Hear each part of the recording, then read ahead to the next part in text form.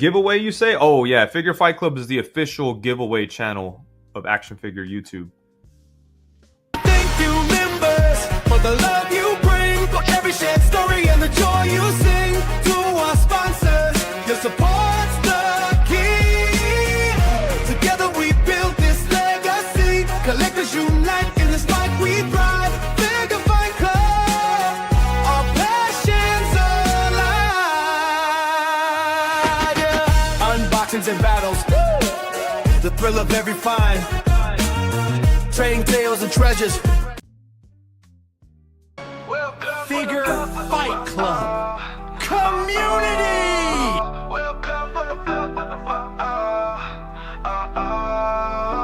Welcome to Figure Fight Club.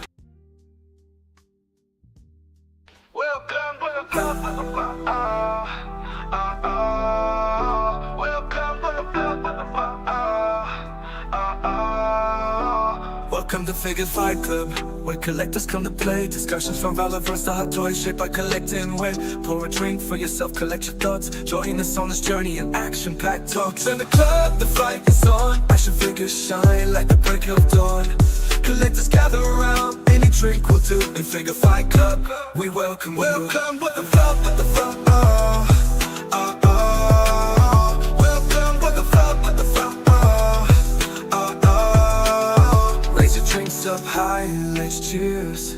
You're among collectors and like-minded peers. From stores to conventions, we take you backstage, exploring figures from modern day to the Stone Age. From the club, the fight is on. Action figures shine like the break of dawn. Collectors gather around, any drink will do. In Figure Fight Club, we welcome you. Welcome with the flow, with the flow. Welcome to Plastic Journey. I hope everyone is doing well. It's a little loud, ouch. I hope everyone is doing well. We have an awesome host, or I guess guest VIP tonight. You guys know him, part of Savage Crucible. But before we bring him out, we want to bring out our co-host. So everyone, give him a round of applause. What's up, guys? Ooh, what's going on, guys? Good, man. How are you guys doing? I'm gone for a week and nothing is working right here. So I got muted inadvertently. I can't see the opening video. It's been chaos, man. It's been a long week. I guess you can't leave. Exactly. It's like, Well, yeah. Well, technically you didn't leave because we did play a video yesterday. I was here in spirit, certainly. And Yeah. And you, even visually. and you That's also still right. went long on a pre-record and overlapped my show. What He the did fuck, so man? go wrong. Hey, we kept it to about 7 minutes. We tried. We really tried. Oh, no, it's all good. You got I was- bust your I was- balls, right? Yeah. I actually was very much on point and on schedule with the outro. There's, Yeah, I agree. it's all right. It was better. I just want to shout out the chat. You guys are amazing. We do have, the vertical and the mobile view on. Just testing out the waters. We tried it out for most shows this week, and we'll continue to test it out. So, Video Power Gaming, what's going on, dude? Archinto, hello. Magna Figure Photos, what's going on, dude? Magna.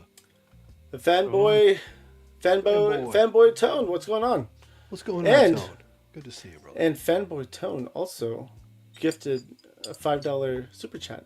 Stel Fan Club checking in. Damn, Stel's already got a fan club. That's crazy. Yeah. Well, Fanboy Tone, thank you very much for the $5 super chat. Lou, you know which one to press. Yes. Just once. Just once.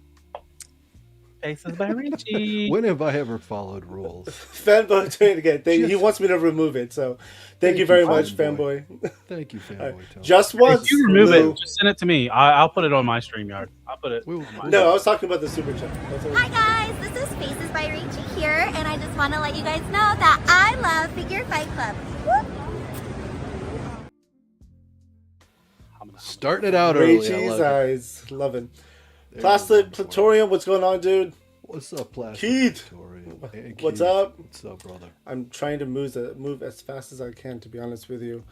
We Yes. beef in Savage Crucible team. Oh, damn. Okay. Shogun Omega. How you doing, man? No, we're not. What's up? Oh, and Red Hood Collector. What's up, man? And Cool Ray, Red Hood. thank you very much for gifting a membership. And again, members, we do a member show right after this one on Friday nights, and every member show we do a giveaway. And in this case, it went to Ryan Riley 6082. Cool Ray, thank you again for gifting a membership. I'll be Appreciate you. on that. King of the giveaways. Every member. We are king of the giveaways. Not just every member stream, because we're doing a giveaway tonight too during this live. Oh. Yeah. We'll do that. We'll talk about that a little later. That'd be cool. Very cool. Amateur Hour 24/7. Hello. Oh, I thought you was talking to me and Lou or something for a second. 24/7. Maybe we're. Whoa. Hey. Derek, what's going on? Hey, what's I'm up, just kidding. Derek? I'm just kidding. You know that. Well, let's bring out our VIP. Let's bring him up. I think that's a good idea. Sal, sorry to have you waiting back there for so long. No, it's all good. I was actually enjoying it. So. All right, that's good. I'm glad to hear that. How are you doing? Like Sal? amateur hour, Abby. Yeah, He right. loves the action.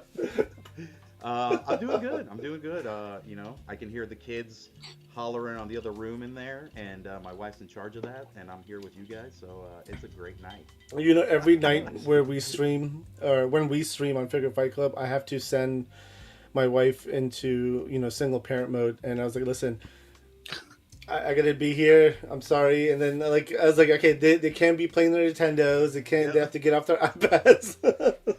Yeah, have like a volume setting rule and all that. Like, yeah, you guys got to go to the other corner of the house. Yeah, I sent them upstairs. I was like, oh, you got to go all the way upstairs. It's like, don't sit down here. Yeah, good to know. And like Lou earlier, we're having a little bit of technical difficulties, but we made it. We're here. We did We're gonna make have it. An awesome night. Yes. So yeah, I'm excited to get this going. Are you ready to get grilled by all of our questions? I was born ready. It was downhill thereafter. So. Got you. Okay. There you go.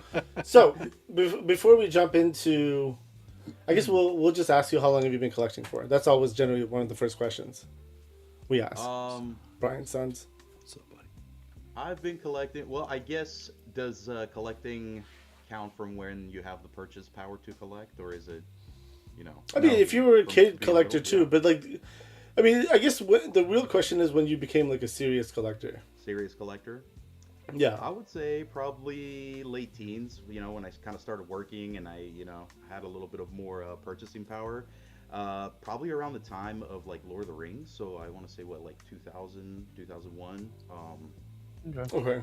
I got really into it because that was probably the most extensive I ever collected a line was, that Toy Biz Lord of the Rings line. I absolutely loved it, every bit of it. So I would say since then, I was 16, 17. 16, 17, okay. Now, did you, what was it that got you started in collecting? So, going a little bit further back, I used to live in Greece, so like in the 90s, I was living in Greece at the time, and Okay. my uncle, my mom's brother, would come and visit each summer while we were there.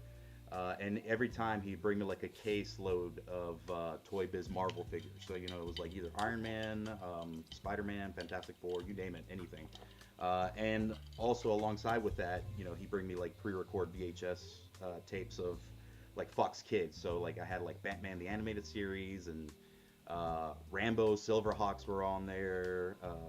So it was good for me because living in Greece, I got access to all this stuff that otherwise I wouldn't really have access to, because not all of that stuff aired in Greece, and a lot of that stuff would come like at a later time because they would have to dub it or subtitle it.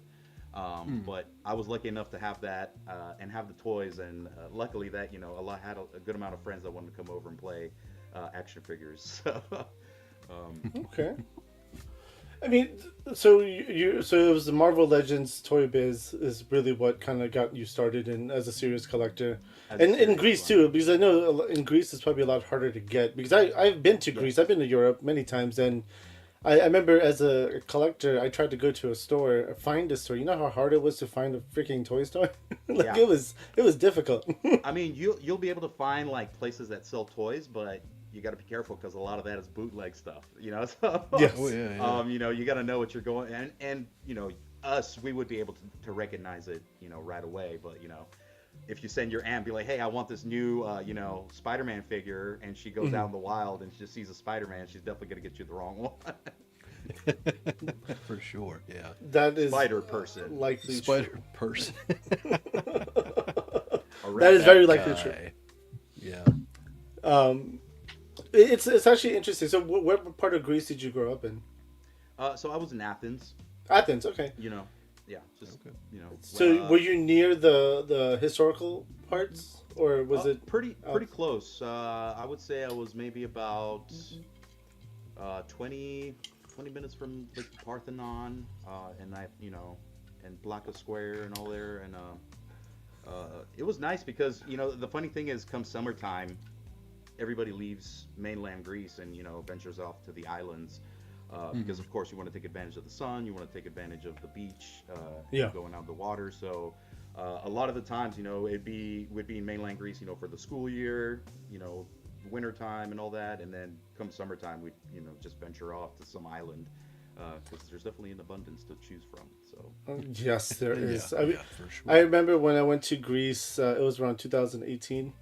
I went to Athens. I actually did not like Athens. I like the historic part of Athens, but like the main city of Athens, it was like really dirty. It reminded me of like a mix of India, and I was like, I didn't like expect it. Right, I wasn't expecting that part of it. Dude, best time was when they were getting ready to do the Olympics because they actually put a lot of effort into like cleaning it up and making sure it looks nice. They actually dug for the metro and were able to find some old ruins and stuff like that. They found like old irrigation systems that existed in ancient times. So that was probably one of the nicest things that happened, And then as soon as the Olympics were over, they're like, oh, yeah, just back to the mess. Forget the maintenance, yeah. Dude, I saw a rat that was like the size of like my arm. It was so big. I was like, whoa. Yeah, but again, like you said. Yeah. No, like you said, you visit the historic places, and then just venture off to the islands. Go to. And we went to Naxos Island after that, and Naxos, that was amazing. We love Naxos. What was it? That was the 2000 Olympics, right? When they came to Athens. 2004. 2004. 2004, yeah. Because I remember it was funny because that was like the golden time for Greece because I remember it was like 2004 we had the Olympics. I believe 2005 we won the Euro Cup. And then not shortly after that we got like the basketball championship. So it was like our like golden run, and then it was like, like we're done. We did our thing, like. I'll be just stacking up on you. I know. I'm gonna get to. I apologize to cut this or interrupt. No, Cool please. Ray. Did you say giveaway? Yes, we are doing a giveaway. It's gonna be from our sponsor, Articulated Empire. We're giving away an Action Force Valaverse Special Warfare.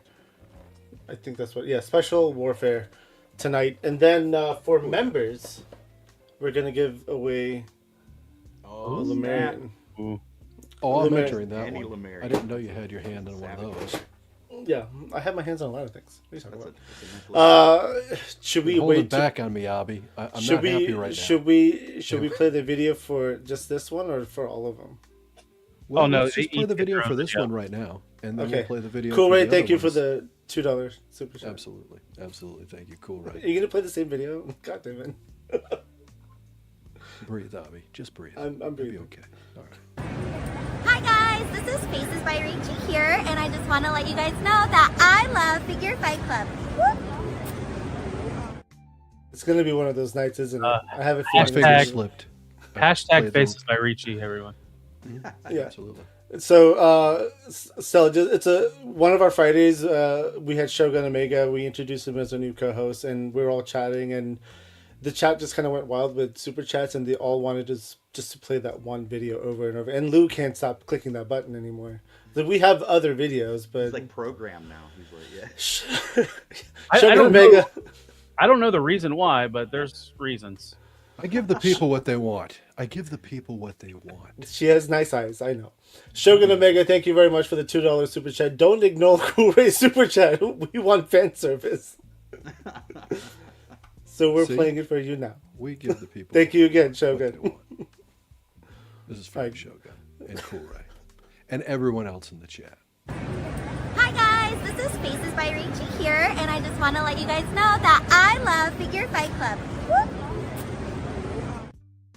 Okay, there is one more. We'll get to that right now. Yep. Cool Ray, again, thank you again for the $2 super chat. Fan service question mark.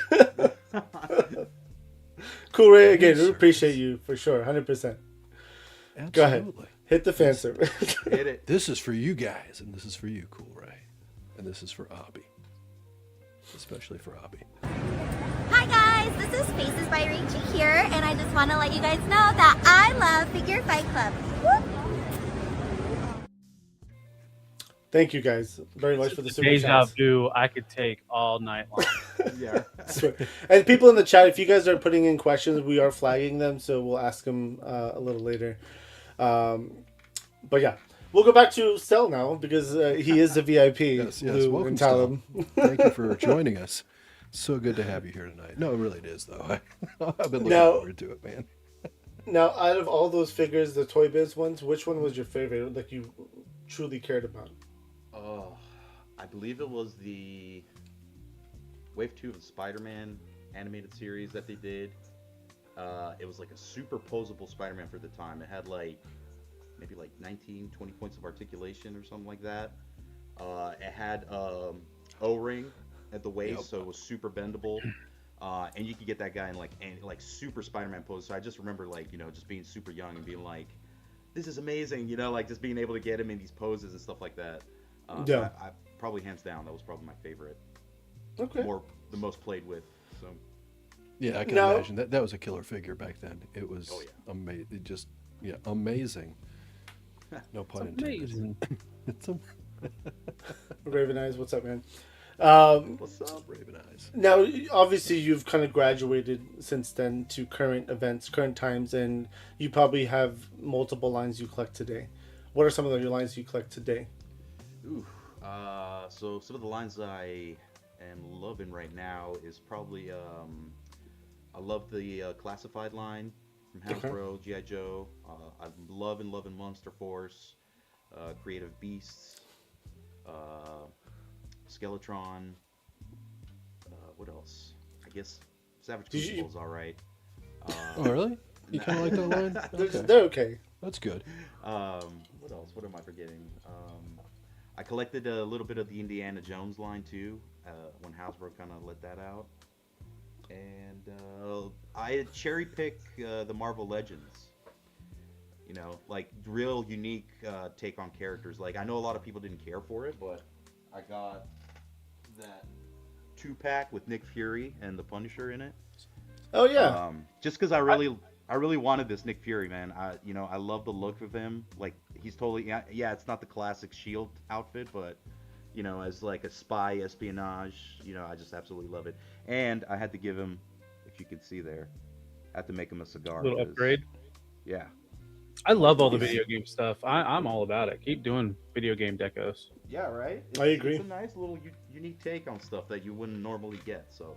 I almost Not wish every- they would do that like digital effect that NECA did with the Turtles, where they were the video game box sets. Mm-hmm. Hey, one of my biggest gripes is the fact that, you know, some of the old, like, Toy Biz Marvel Legends, you know, you always got an awesome diorama piece or something you could utilize with that figure. Let's go back. Come on, guys. Let's go back. Yes, we need more of that. Absolutely. Yes. That's especially with today's, you know, how great is how many great things are being produced, right? With the dioramas for those were cool, but what we could produce today with new That's what I'm saying, technology, man. You know? yes. The thing is, like, I agree with you with the Dio stuff coming in today, but think about how much more expensive that would get on the figures. I mean, like now we're getting what, like $30. Let's just say average price of $30. It's probably 35 realistically, but you're gonna put a big piece of plastic that needs to connect together. That's what, $10-15? It's true. It could be. It's true. Yeah. Well, the other thing is, I think there's enough third party, like guys that you see at these shows that are doing Dio stuff. Mhm. They've got the market, right? Why would a action figure company just do that? Put the time and It is energy true. into it. Especially if you look into it, you're always going to be able to find somebody that does something that is relating to the figures you collect, which is great. But, you know, I think part of it is the fact that like we're paying more for some figures. Not some figures it's worth what you're paying for. I understand mechanics going into it and all that. But some figures, the price is going up. You're not necessarily getting everything you used to get, which is fine. Inflation. Let's take that into the conversation. But I feel like still, like you could give us something. You could give us something. I mean, the thing is, like, there's just so many people out there right now who could probably do a much better job and kind of customize it to the way you want to have it. And that's kind of the beauty of it, because then that's right. Probably more meaningful anyway, because it's something that you visioned or you had some of your opinions involved with, like, so it just makes it more meaningful versus a piece of plastic that connects together. Eventually it'll start warping over time because and another thing too that kind of just popped in my mind I didn't really take into consideration is you do have 3D printers now that you can generate dioramas with and do that. So I guess there are different avenues that you can navigate that if you really wanted something like that. I mean, was it Diabolic Studios is making a castle? I know, I saw that, dude. Yeah, it's crazy. He's making a castle. I mean, it's gonna come out soon. And then there was I forgot what the company was called. I don't think it was that one, but they made is that the one that did like the castle and then they did like a brick wall? Mm-hmm. Yeah, that you can. Yeah, okay, Wall XD. Same guys. Wall they XD, used to. Yeah, they used to be called High School Creations, and he changed the name to Diabolic Studios. That's right. That's right. Yep. No, I saw him. Where was it? They were at Titans, I believe. Yeah, they were at Titans. They were at Titans. They were at Titans. Right. Yeah. So I got to see the product. Yeah, excellent stuff. What a great idea. I agree. Yeah. All right. Oh, I signed up for those. Let me get to 3 Enders Shadow 199 Super Chat. Thank you very much. And I think he made another comment after that to Lou, saying, "You know what to do." So Enders, thank you very much. I do know what to do. Give the fans what they want. Hi guys, this is Faces by Rachie here, and I just want to let you guys know that I love Figure Fight Club. Woo! Was it like 4 times already? I lost count. Yeah. Doesn't matter. Doesn't even matter. Candyman. We have other. Tone's still in the chat. Candyman 5000. I might switch out the goat milk for some other milk right now. I didn't even think about it, but I'm drinking milk. I should have came back with a milk mustache on that. You got a little bit, yeah. No. That would have been awesome. Yeah, there you go. Shield for jiggles. For the jiggles. Candyman, welcome back to membership. I appreciate you jumping back on. Again, we're doing a members only stream tonight. We'll see you there, and we're giving away a figure there too. No, we're not. I think no, we're not. We are. Unless it's a different figure. No, Oh, we're not. Lou's trying to claim it. I want that figure. We don't claim figures, Lou. It doesn't work that way. I'm trying to claim it. What's up, Suda? We're Suda. off the rails already. I apologize, guys. I know. I think I have to take away Lou's we got a button special pressing powers. request from Dawn Raven Eyes over there. Dawn Raven Eyes. Wait, I missed it. Can you show it about a dozen more times? Dawn. Nice. I just keep watching. I'm sure it'll play eventually because They're coming through. So I see this now. I have to yell at my son, tell him to bring the gallon. Ron Ivy, thank you very much for using your member chat for 13 months. Damn, 13 months. Holy crap. Can't wait for IshCon this year. Hope to see you all. We'll definitely be there. I know you'll be there, right, Stel? We'll be there. Yeah, I will be there with Chris, and I think Dawn is going to be there too, so he's probably going to be hanging out with us. Awesome. All right. Yeah, I can't wait for IshCon either. It's such a fun convention. It's really nice. Since we are talking about IshCon, there was a question in the chat that I did, or someone started, from Magna Figure Photo. Stel, drop figure for IshCon? Hints? It's not a figure. Okay. Is it a dragon? It's not a figure. Could it be a book? Bookend, maybe? Well, I'm excited. That's all I can say. I'm excited. There's too much into that hint. It's not a figure. That's just awesome. There's so many possibilities there. Maybe it's it doesn't clarify anything, but certainly We presents like being vague excitement. at the Crucible, you know. Yes. Yeah, I appreciate that for sure. All right. Let me remove that. So, going back to, we will talk about Savage Crucible more closer to the end. Not right now. We want to focus on Stel and his journey. Now, you just mentioned a lot of lines. A lot of them are indie lines too. I've kind of noticed that too. Now, what is it that about the indie lines that you like as well? Because you seems to be one of the. I mean, again, I collect a lot of indie lines too, so I'm just kind of curious about your opinion on a lot of the indie stuff. I really like and appreciate the indie stuff because you kind of get to see the face behind the company. With a lot of these people, it's a little more transparent for me, and I feel like I'm contributing to somebody that's really trying to achieve a dream or goal of theirs. Of course it's a business, but I don't feel like necessarily all these companies are like, money driven to the point that, they're, caring for the profits.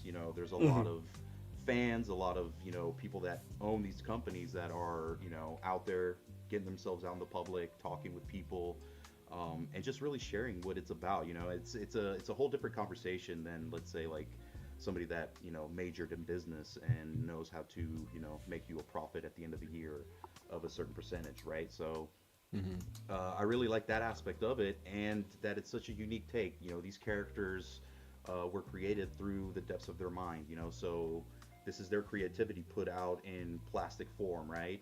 There's all sorts of creativity, like, you got Frazetta, artwork, you have comics, you have, any type of, content that you love, fantasy, sci-fi, whatever it be. Cosplayers. So, cosplayers, yeah, exactly. Yeah, Not the I agree. furries, though, not you. Not the furries? Damn. What about the faces by Ricci? I'll allow it. That's a pass. That's a pass. Hey, look, my hands are right here. Don't worry, I'm not touching the button. Not yet. Now, out of everything that you collect today, if you could only choose one, which one would it be? Like one figure or one toy line? One toy line. Sorry. Oh man, that would probably be. I'm not gonna say Savage Crucible because I feel like that would be, I mean, you could say Savage it would if that's your favorite. You could say that. I mean, again, it's not because you.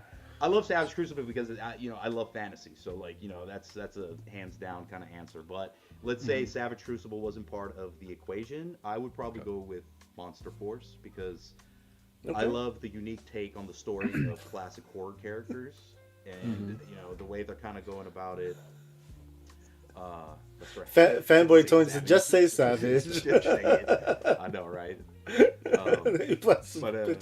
But I really love Monster Force right now. I really like the things that they're putting out, the characters, the designs of them. Real cool. Let me ask you still, when you say Monster Force, are you specifically focused on the Monster Force set by itself, or have you looked at any of the Soldiers of Fortune and the Crimson Moon? So I have ordered from both those lines. I actually have the Crimson Moon figure sitting in my pile of loot because I'm waiting for a couple more to roll through there. And I have, is it called the Saboteur? Yeah, I believe the Saboteur, the guy that has like the jacket with the ski mask on. I think that's the Soldiers of Fortune, right? Yes. Yeah. Yes. So I have him as well. I'm really liking their stuff. I really like the buck, the way the joints feel and all that. The character designs are great. So I'm really liking it. What is it? Griffin, I think, the Invisible Man guy. Oh yeah, the Eraser.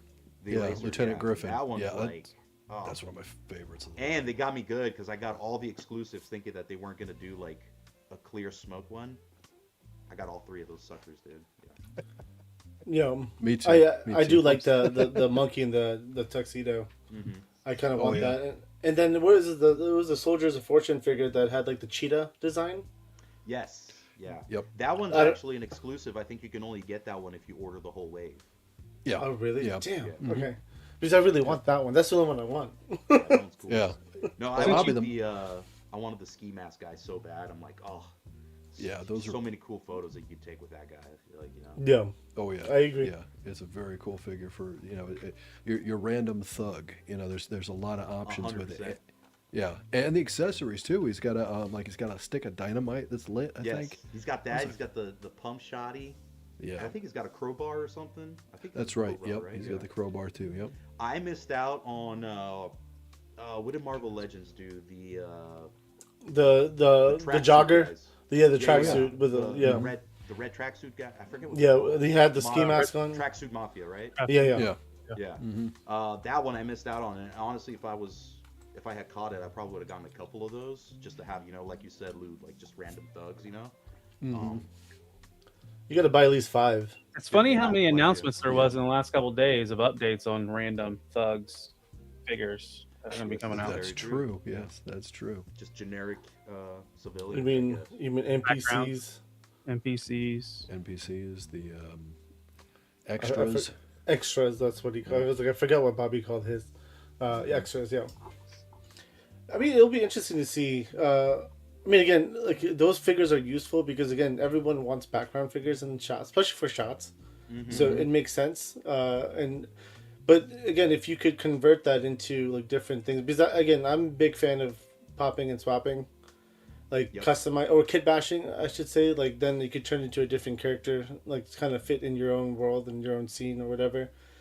So if they have the ability to do that, which most of these like Monster Force do, the Bobby's line does as well. You could easily cut kit bash to make them different. Right. Yeah. No, absolutely. Yeah. No, there's. But I'm kind of there's so surprised many by options. Monster Force, to be honest with you. It's good That's stuff, a- dude. It got, I was kind of like cherry picking it at first, I Mm. mean, I'm still kind of, because trying to, with so many toy lines, you kind of are forced to cherry pick a little bit. Yeah.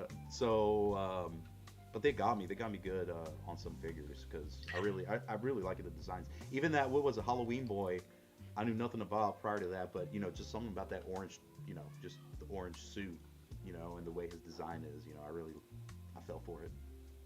Yeah, I get that. So could imagine. You fell I could ima- for Halloween Boy, huh?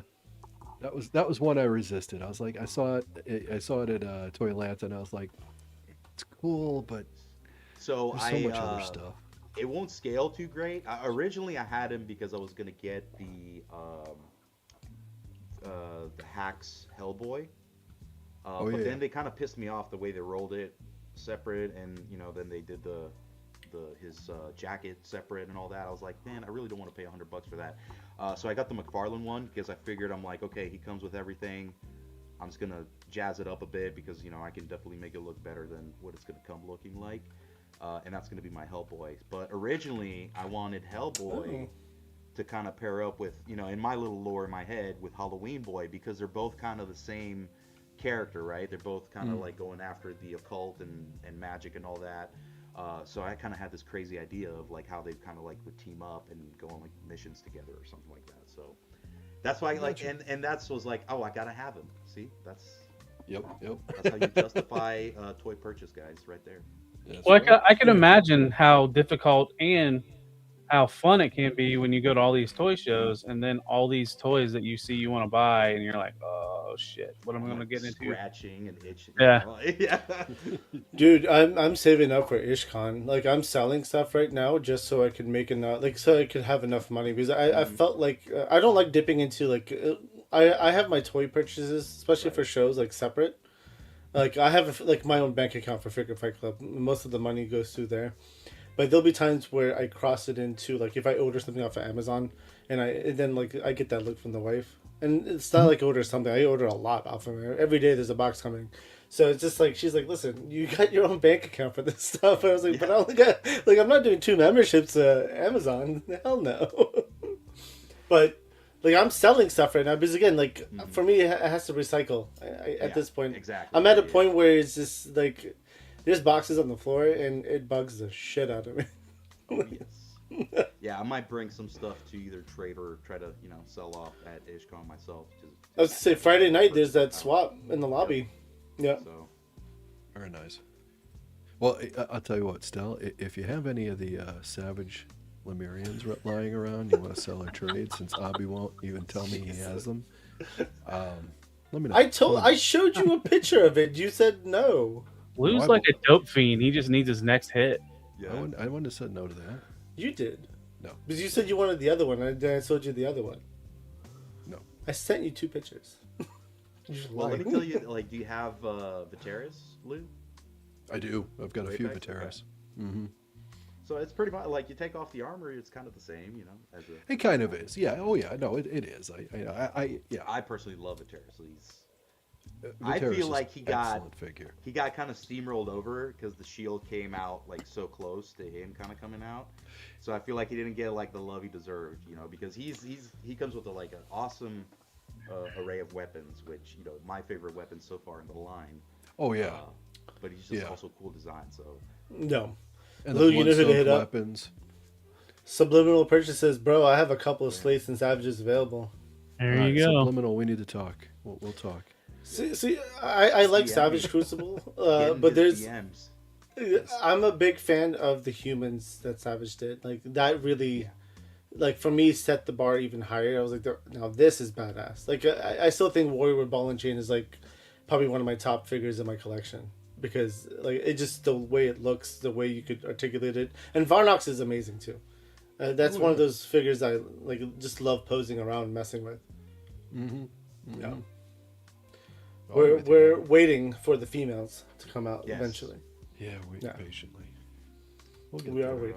We're working hard on it. Trust me, we are Yeah. doing our I due can only- diligence. We're, you know, How hard are you working on it? I'm just curious. Abby, calm down. You Jesus. God damn, let them produce female characters. Jeez. Chill out, Abby. Chill out. What- Let me why play the do video we- again. No. Yeah. All right. If you want to play the Code. video, we do have some super chats. I don't think we saw this one. So Sudahuba, thank you very much for the $5 Canadian super chat. Show me the goods, Lou. You know what to do. You know I like to make our people happy. And I'm appreciative of all It sounds a you little guys. dirty, by the way. It's a little bit. Fan Not service. really. Fan service. But not fan service, just Some for type the of crew. service. Servicing the fans. They're not fans, they're the crew. They're not Servicing. fans, they're the crew. And You notice how he the didn't. crew. You notice how he didn't disagree with the service part, though. Yeah. Hi guys, this is Faces by Rachie here, and I just want to let you guys know that I love Figure Fight Club. Woo! I did not disagree, no, You know, not we at got all. to plug in Reggie on what toy shows is going to be at next. You know, I think a lot of people are interested. That's also true. Not that I've been paying attention, but I think she's in Hawaii right now. Yeah, she is. Damn. is. Look at that, Lou. Yeah, she is. She is. Jesus. Shogun Omega, thank you very much for the Like- $2 super chat. Ping location. He's like, Yeah, Do you follow all of her Instagram accounts too, Tyler? I think there's 2, right? I have no idea. I follow one. I didn't know she had multiple. Yeah, she's got like a diary one too. I Yeah. guess. All right, I'll be back. Shogun Omega with a $2 super chat. Stella, you want more about Juicy for Juicy info? Bribing you with it is. Thank you, oh, Shogun. boy, my God, told my wife to go to the other room. All right, Lou, go ahead and hit the button. All right, this is for you, Shogun, and for all of us. Hi guys, this is Faces by Rachie here, and I just want to let you guys know that I love Figure Fight Club. Woo! You know, I'd like to take a second and shout out to the fact that we're all simple men in this chat and video tonight, and I love the fact that we're all just simple human beings. We don't ask for much, guys. We don't ask for We much. don't. No. Just a lot This of is true. expensive This toys. is very true. Just yeah, Just a lot of just a expensive pair toys. of toys. Just a pair. Yeah, you're right. So What up, yes, Jay? Yep, Jay. Yep. What's up? Jehovah's here. I do want to get to some of the questions we start from the chat. So let's start with Travis. Lou will play the video all night if you can give us hints on the next exclusive. You know, I already did, and I don't think we got one when I dropped. You know, look at Lou. He was on. I thought he was about to play right. I know you're right. Stell's right.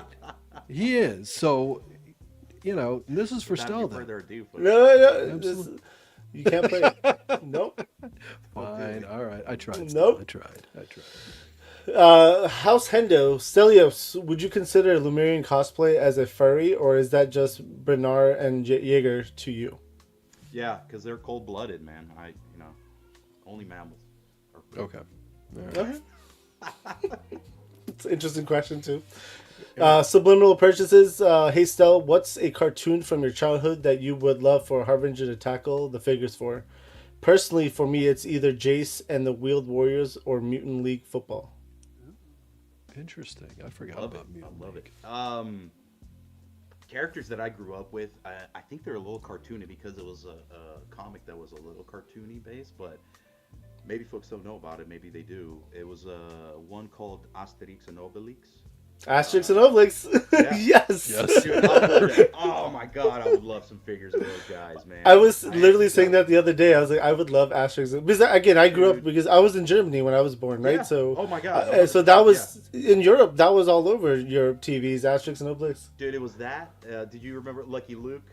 Was another No, one? I don't remember You Lucky don't Luke. remember Lucky Luke? That was I remember one. He-Man. He-Man played a He-Man, lot. Yep. Yeah. So Lucky Luke was, I think it was by the same creators that did the Asterix and Obelix comics, because it was Lucky Luke, and then I got in this other one. It was like Cotton Eye Kid or something like that, which Cotton Eye Kid. it was a weird one. It was like in the bayou and stuff like that. Mm-hmm. Yeah, it was kind of like a, what was it? With the alligators, like that. That was actually my first. You could say introduction to like redneck hillbillies and stuff, because they had like the suspenders and that, and the banjos. And, Wait, are you saying there's no hillbillies in Europe? Come on now. Well, no, we got gypsies. It was very different. Yes, I know. It was very different. Let's see. There's then one more question. Endless Fables. Hey guys, one question: is Nezda delivered the next convention drop? I don't know. We tried. Nez, We tried. I know exactly. He always comes through with his question, right. and we ignore the hell out of him on our show. Here he is, Figure Fight Club. Trying to get some answers out of me here. He's a big fan too, like we all are. Yeah, we are. Listen, he's a delver, man. He's gonna pop up when he's wherever, whenever. That's true. You don't know. He's Very spelunking somewhere. Who knows? Yeah. We'll wait patiently. We see him sitting there at the booth. Would you like to read this one, teasing Lou? us. From Matt with 2 T's. Thank you, Matt. Member for 13 months. Resident Evil trailer. Thoughts? Hi. First impression, it's a cool zombie flick. Now, if you were to just not put the Resident Evil title on it and just showed it to me, I'd be like, yeah, it's a zombie flick. There's nothing really that jumps out to me that's like Resident Evil. I mean, I take it back. They did show certain clips of, certain characters from the lore. I don't know if everybody's seen it. I mean, no spoilers, but, they had the Fat Man and then the multi-limbed creature I think they showed and all that. But I was a big fan of the first movie, like the original Resident Evil movie with Mila Jovovich. yeah, Mila Jovovich, yeah. I like that one. Is it because she the was wearing series that one kinda outfit? Get off the rails there, yes. But the first couple movies I actually enjoyed. I did too. I thought she did a good job in the at least at the I would say at the earlier part of it. The later parts got a little ridiculous Yes, in my yeah, opinion. But this movie does look good. I think the trailer definitely has me interested in seeing the whole movie. So that's a good thing. And again, Matt with 2 T's, thank you very much for using your 13-month member chat. Is anybody going to go see Mortal Kombat? What is I it? want to so bad. Next Oh, week, yeah, right? I want to It's as well. next. It's not this weekend, is it? It is. No. It's coming up this week. No, Is it this this- week. I think next week, Thursday, right? Next That's Thursday. right, Okay. Yeah. I want to see it. I told my wife I was like, we could put our kid somewhere and the dog, and then you and I could go have a date night for Mortal Kombat. You know, That sounds We're in a weird. great time right now, man. We're getting, if you think about it, we're getting Mortal Kombat, we're getting Street Fighter, we're getting He-Man. Yeah. Dude, And this Star is like- Wars. Oh, yeah. Star Wars Like too. our The new summer. Star Wars movie. Yeah, the Mandalorian Grogu. Yeah, you're right. Yeah. I mean, I'll still That watch. looks I don't know if I'll watch Star Mandalorian Grogu in theaters, to be honest with you, but I'll definitely go watch will. Mortal Kombat and Street Fighter in theaters. Well, the one cool thing about Street Fighter, like everybody was like kind of shitting on it because they just it looked weird, right? But then you see that new trailer and like, okay, I see what they're doing.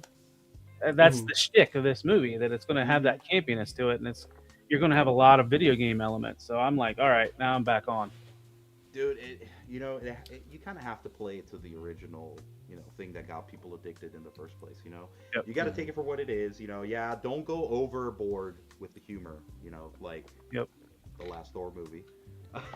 Yeah. But just add it in there. I mean, like, I even like the original Street Fighter movie because that movie is making like fun of itself. So it's like people are like, oh, it was so cheesy, but it's like, dude, it was aware that it was cheesy the whole time. And they're like capitalizing on that aspect, and that's why I actually thoroughly enjoyed it, because it kept the story, it was still going on. Yeah. Like that scene with freaking Zagat when the truck is like rolling towards him, and he's like, "Quick, change the channel!" Like like totally cheesy, but I fucking laugh every time I see that shit. Well, I always say that's the best G.I. Joe movie we ever got, was that Street Fighter movie. It's true. And the monologue Jean-Claude Van Damme has, where he's like, I'm going to give my bolt and kick that son of a bitch Bison's ass so hard that the next one will feel it. Now, who's with me? So good. And to know that was just a coke-fueled film for Jean-Claude Van Damme. Mm-hmm. He's got to bust those splits somehow, dude. Yep. Yoked out. I think they were pretty much all on the snow. Sorry, I'm just trying to keep up with the chat. Yeah. It's funny because people did warn me about the whole mobile view, that you'll get a bunch of weirdos in the chat, and I think I just saw one. So, so I was just like, huh? But it has happened at every show we've done with the mobile view. It has like a weird question has popped in. It's just like you question. You do question it. It's probably some 12-year-old that their parents didn't know how YouTube worked and gave them the right to watch adult YouTube. Goose, welcome. I wasn't talking about Goose either. Welcome, Goose. Yeah, we're used to it, Goose. Yeah. Yeah, new Godzilla at the end. That's right. Yeah. Dude, and Oh yeah, that's the another, Godzilla. the new Kong and Godzilla movies have been excellent. I enjoy them. I've been enjoying the shit out of those. Yeah, my youngest son is a big fan of Godzilla and Kong, like to a point where I had to go buy him toys. I And he didn't wants, watch like, season posters. 2 of Monarch yet because I don't have Apple TV or whatever. Me Gotcha. neither, yeah. I I'd haven't like to seen see it yet. that. But I like the first season of Monarch. I like how they did the time jump back and forth. A lot of times I don't like it, but I thought it was cool how they introduced Kurt Russell and Wyatt Russell playing the younger version of him. I thought that was kind of a cool element. So I think Travis P said, tell Rob to make her into an exclusive figure for Lou. My assumption is he's referring to Faces by Ricci. We all Oh, know. okay. Yeah. I'll pass it along, guys. It's not a bad idea. And I then think that'll play out. But House thank Hendo. Oh, Tyler, go ahead and read it. you. No. oh shit. Okay, Stelios. I studied the maps the crew has released. Are they themselves any indication as to what to expect? The Atlantis map has me very excited for the wave in the vein of Call the Conqueror. So thank you for taking the time and studying those maps. Those actually are a great source of information because you get to see the world, so you get to see kind of what could have pre-existed in the Crucible. You could see where certain people have kind of come into the Crucible and maybe have started an empire or something along those lines. So there's definitely the possibility of seeing characters from throughout the maps of the Crucible. We just need a little time, but good observation there. Very nice. House, thank you very much for a $10 super chat. I guess you want the same video, so go ahead, Lou. Is there a choice? Let's Yes, we have a lot of other videos. do we? He lost it. Hi guys, this is Faces by Rachie here, and I just want to let you guys know that I love Figure Fight Club. Whoop. Nope, we only have that one. No, we have more. No, we don't. Listen. The only one he uploaded. We worked hard for the assets, okay? We have more. All right, I'm gonna keep starring the chat, and we'll continue asking questions. So Stel, back to you about toy purchases and your collecting habits. What was your first big purchase, and how did you feel right afterwards?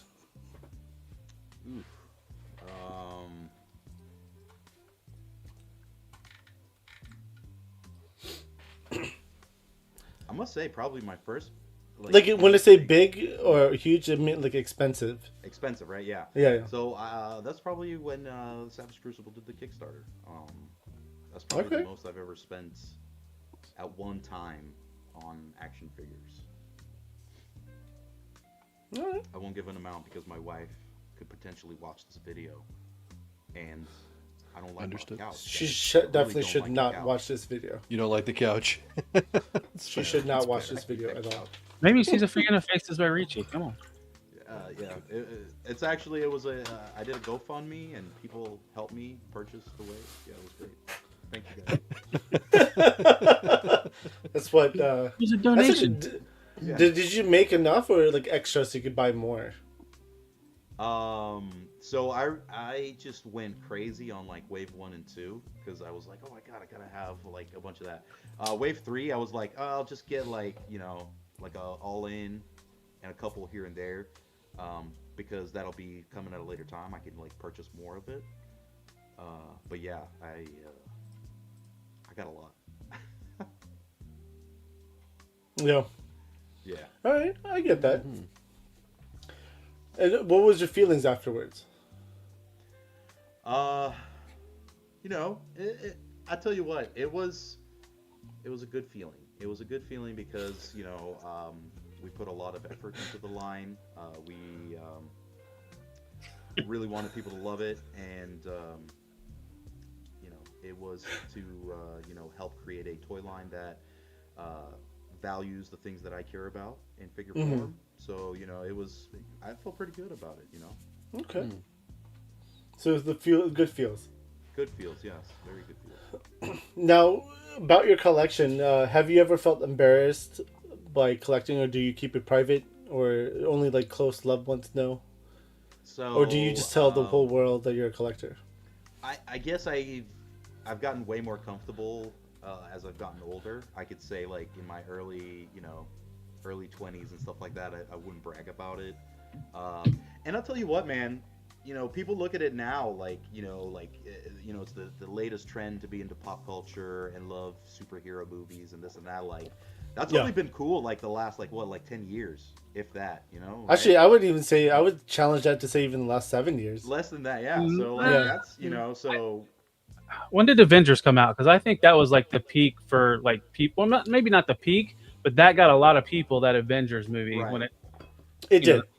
I feel like those movies too. They kind of brought us out to the surface, right? Like we're like, oh, we can come out in the sun now, like like we can be amongst the rest of the people and be okay. But yeah, like and even worse so in Greece, it was so much looked upon as something silly, like it was like, like this isn't gonna benefit you in anything, like further in life. So it's like, don't pay. Don't waste your time, reading comics or doing this or doing that. So it was a little bit of a different mindset for me, also kind of growing up. So, like my dad is, I couldn't get him to sit through a Star Wars movie or any fantasy or anything like that. He just cannot, comprehend it, right? Like if we're to sit and watch like a documentary on like World War II, oh dude, like he'll bust out the popcorn and the beer, kick back in the recliner, we're ready to go. But anything sci-fi, fantasy, he's like, oh, I can't. Like, I just think it's also like the times where you kind of were brought up too. Yeah, 100%. That's really like, so my parents, like, at least like my, when my dad was alive, like they mostly watch Indian movies and like Indian news. Like even now, like today, my mom really just watches Indian news, and I'm just like, why? Like I question it. Like why? I'm 100% there with you, Avi, because my dad actually, you know, he was when he was I think 13, 14, is when the invasion of Cyprus happened, and that's when my grandfather at the time, because of the way Greece is, like if they get attacked, they initiate like a militia, right? So people have to go and fight for the country and all that. So when they invaded, communications dropped in Greece, right? So telephones didn't work. My grandfather got drafted to go to some post.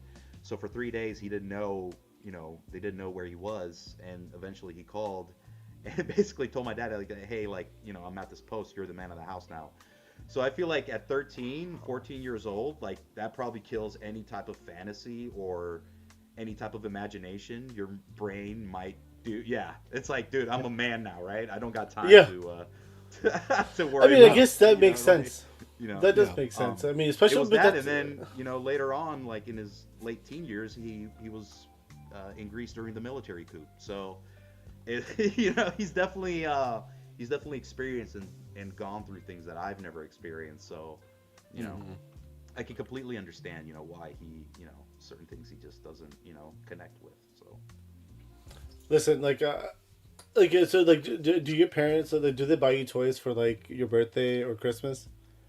It was not my parents so much as my uncle. Like I said, my Uncle Peter is like, I basically owe that man all my plethora of knowledge when it comes to comics and action figures and all that, because he was the one that kind of initiated that for me, right? So, so I figured like my parents kind of saw that, and they were like, okay, like we'll get him the clothes, we'll get him supplies and stuff like that for school or whatever. And then his uncle kind of has the toy aspect, right? So I wasn't complaining because I was happy. So I was more referring to like current events, like today. Oh, now? Yeah. No, I can't say they buy me much of they buy me much toys now.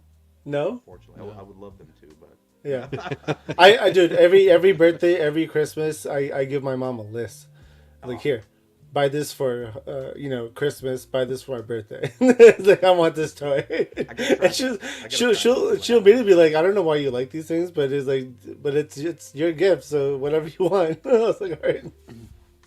So now it's the tables have turned, because now I'll reach out to my uncle and be like, hey, have you read this? Have you see this? He doesn't collect figures anymore. He's just really into like, the old Marvel stuff and comics and all that. So I'll just, I'll hook him up with like old comics, or, I got him the graphic novels for Savage Crucible to read. So it's nice to kind of be like, okay, it's my turn to contribute now. I mean, that's cool though. I mean, you're giving back. You're right, Talib. I heard you say, "Oh shit." Well, I saw Raven Eye Toys comment. I was like, I gotta go to the comic book store and get the Energon special tomorrow. Fuck. Yeah. Gotta do a little shopping. That means I can get some Street Fighter comics tomorrow somewhere. Possibly. Yeah, they usually have it for that. Are there any toy lines that you've abandoned, collecting wise? I'm kind of starting to fall off the classified line right now. I'm telling Hasbro away. I feel like I've kind of run my course, especially with vehicles and stuff like that. I'm like, dude, I've gotten crazy with all that stuff.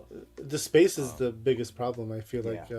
Especially because, again, like even with like vehicles, like not just like classified, right? This is every line. Because like even McFarlane used to come out with some cool looking vehicles. Oh yeah. And like the Batmobiles, like what was it called, the military style one. Fuck, what's it called? From the Dark Knight series. Tumbler. Yeah, the Tumbler. I have like 4 of those. Don't ask me why I have 4, but I have 4. But then like you add the horses. Yes. And then you add like everything else. Dude, I have dragons, horses. There's just so much sitting around. I'm just like, why do I have all this? And now where do I put it? You definitely hit a spot where you're kind of looking at your space, and then you're looking at your collection. You're like, gotta cut back a little bit, gotta sever a couple of heads off the Hydra here. I mean, like, I bought the Misery machine from Ramen Toy. Zika. Mm-hmm. Yeah, from Zika. Yeah, I bought that, and now it's sitting up here. You can see like the top part of it. Yeah, I can see the leather. But then I bought a white van as well, and I've never opened it. I'm just like, Dude, I was this close to getting the black one for my Punisher figure, like so close, and I'm like, I can't. I don't have the space. I can't do it. yeah. The one that they did for the A team was tempting too, but I just can't do them all. Well, right now it's sitting in my closet with all the other vehicles that I haven't been opened yet. Well, and Ace is doing a 2.0 of it. Goose, Yeah, I will I do know. that, dude. You can have it at cost. It's all yours because I don't think I'm going to open it. Making deals. Like seriously, I don't think I'm opening it. This is standard procedure for Plastic Journey with Abby. Of course, dude. Making I need deals how much stuff I need to get rid of. Oh my god. Yeah. You were gonna ask something, Lou? I want to follow up on what you were saying as far as dropping down with GI Joe. Is it just an oversaturation, or are you kind of at the point where you have what you really desired from the line, and now it's fine? You might cherry pick, but otherwise you're very happy with the collection that you've got. You know, I'm really happy with what I have right now. I mean, like I said, you know, there's a couple more, like, you know, he's not an original one, but I really like that. Forgot the name of it, but there's like a Western character, he's a bounty hunter. Sundown? Oh, the new one. Sundown. Sundown. That's the new one, right? The new one that just came out. Yeah, he's the new based off the Cops and Crooks character, right? And he looks excellent, man. I'm like, oh my god, because but again, he's kind of scratching the Western itch, you know, like he's like you know, having a cowboy. So that's kind of, you know, what has me drawn towards that character. But I just feel like as a whole, I'm like, yeah, I'm really happy with what I have. I don't much care for anything, you know. Now they're kind of like also $28, so I'm like, you know. Yeah, I am definitely not pre-ordering anything that's not a Pulse exclusive. Exactly. Although I get a lot of hate from the rest of the guys, but I grew up in the 90s, so I was part of it. Ninja Force, you know, so TJ Bang, dude. Oh my god, yes. Give him to me. I want him right now. So you're Like, so you're excited about that. Okay, that's fair. So I was kind of like the same way. I mean, I was born in 80, but like all the early stuff, I remember a little bit, but that 90s stuff, like Ninja Force, Eco Warriors, DEF, Yeah. those Even suckers Street hit Fighter hard. guys, dude. Like Yeah, Street Fighter, and the Mortal G.I. Joes, Kombat. like, oh, dude, I would love that shit. That would be fun. That would be, yeah, I'd like to. Well, it's like, you know, Hasbro has the Street Fighter license, but the movie, but that would be a perfect time to do a Street Fighter Joe I was just about crossover. to say it. This is a perfect time to do it. Isn't Hasbro making the movie versions of Street Fighter? Yeah, but that doesn't mean they can't do like a G.I. Joe Street Fighter crossover. They could totally do that. Yeah. They would probably have to buy a separate license for it, though. What license does Mattel have with WWE? Because they're doing crossovers with the WWE characters. This is true. They've kind of taken their liberties to take the design of the Street Fighter guy and I'm sure that was probably worked in with Cody Rhodes and Roman Reigns contracts. One of their contracts probably had to be a part of it. Just to think about that. It makes you wonder how that contract works with Hasbro, because Mattel has those likeness rights too for the wrestling figures. Yeah, which is interesting. I was going to say that, like, with Cody Rhodes. I mean, he would be the only one to be ever made currently in the Mattel and Hasbro line. And Roman Reigns too, I guess, in a way. Like, he would be the only currently made, yeah. That's interesting. Yeah, for sure. Yep. What's up, Jedi Ben? Jedi Ben, what's up, man? So He's finally finishing his story. I think he finished it, and it's gone like way past him now at this point. Yes. I want him to turn heel. There was a question from Shogun in the chat for you. And the only reason I'm bringing this up now is because we're talking about wrestling. But Shogun Omega asked, "So, do you watch? I'm assuming, or know about wrestling?"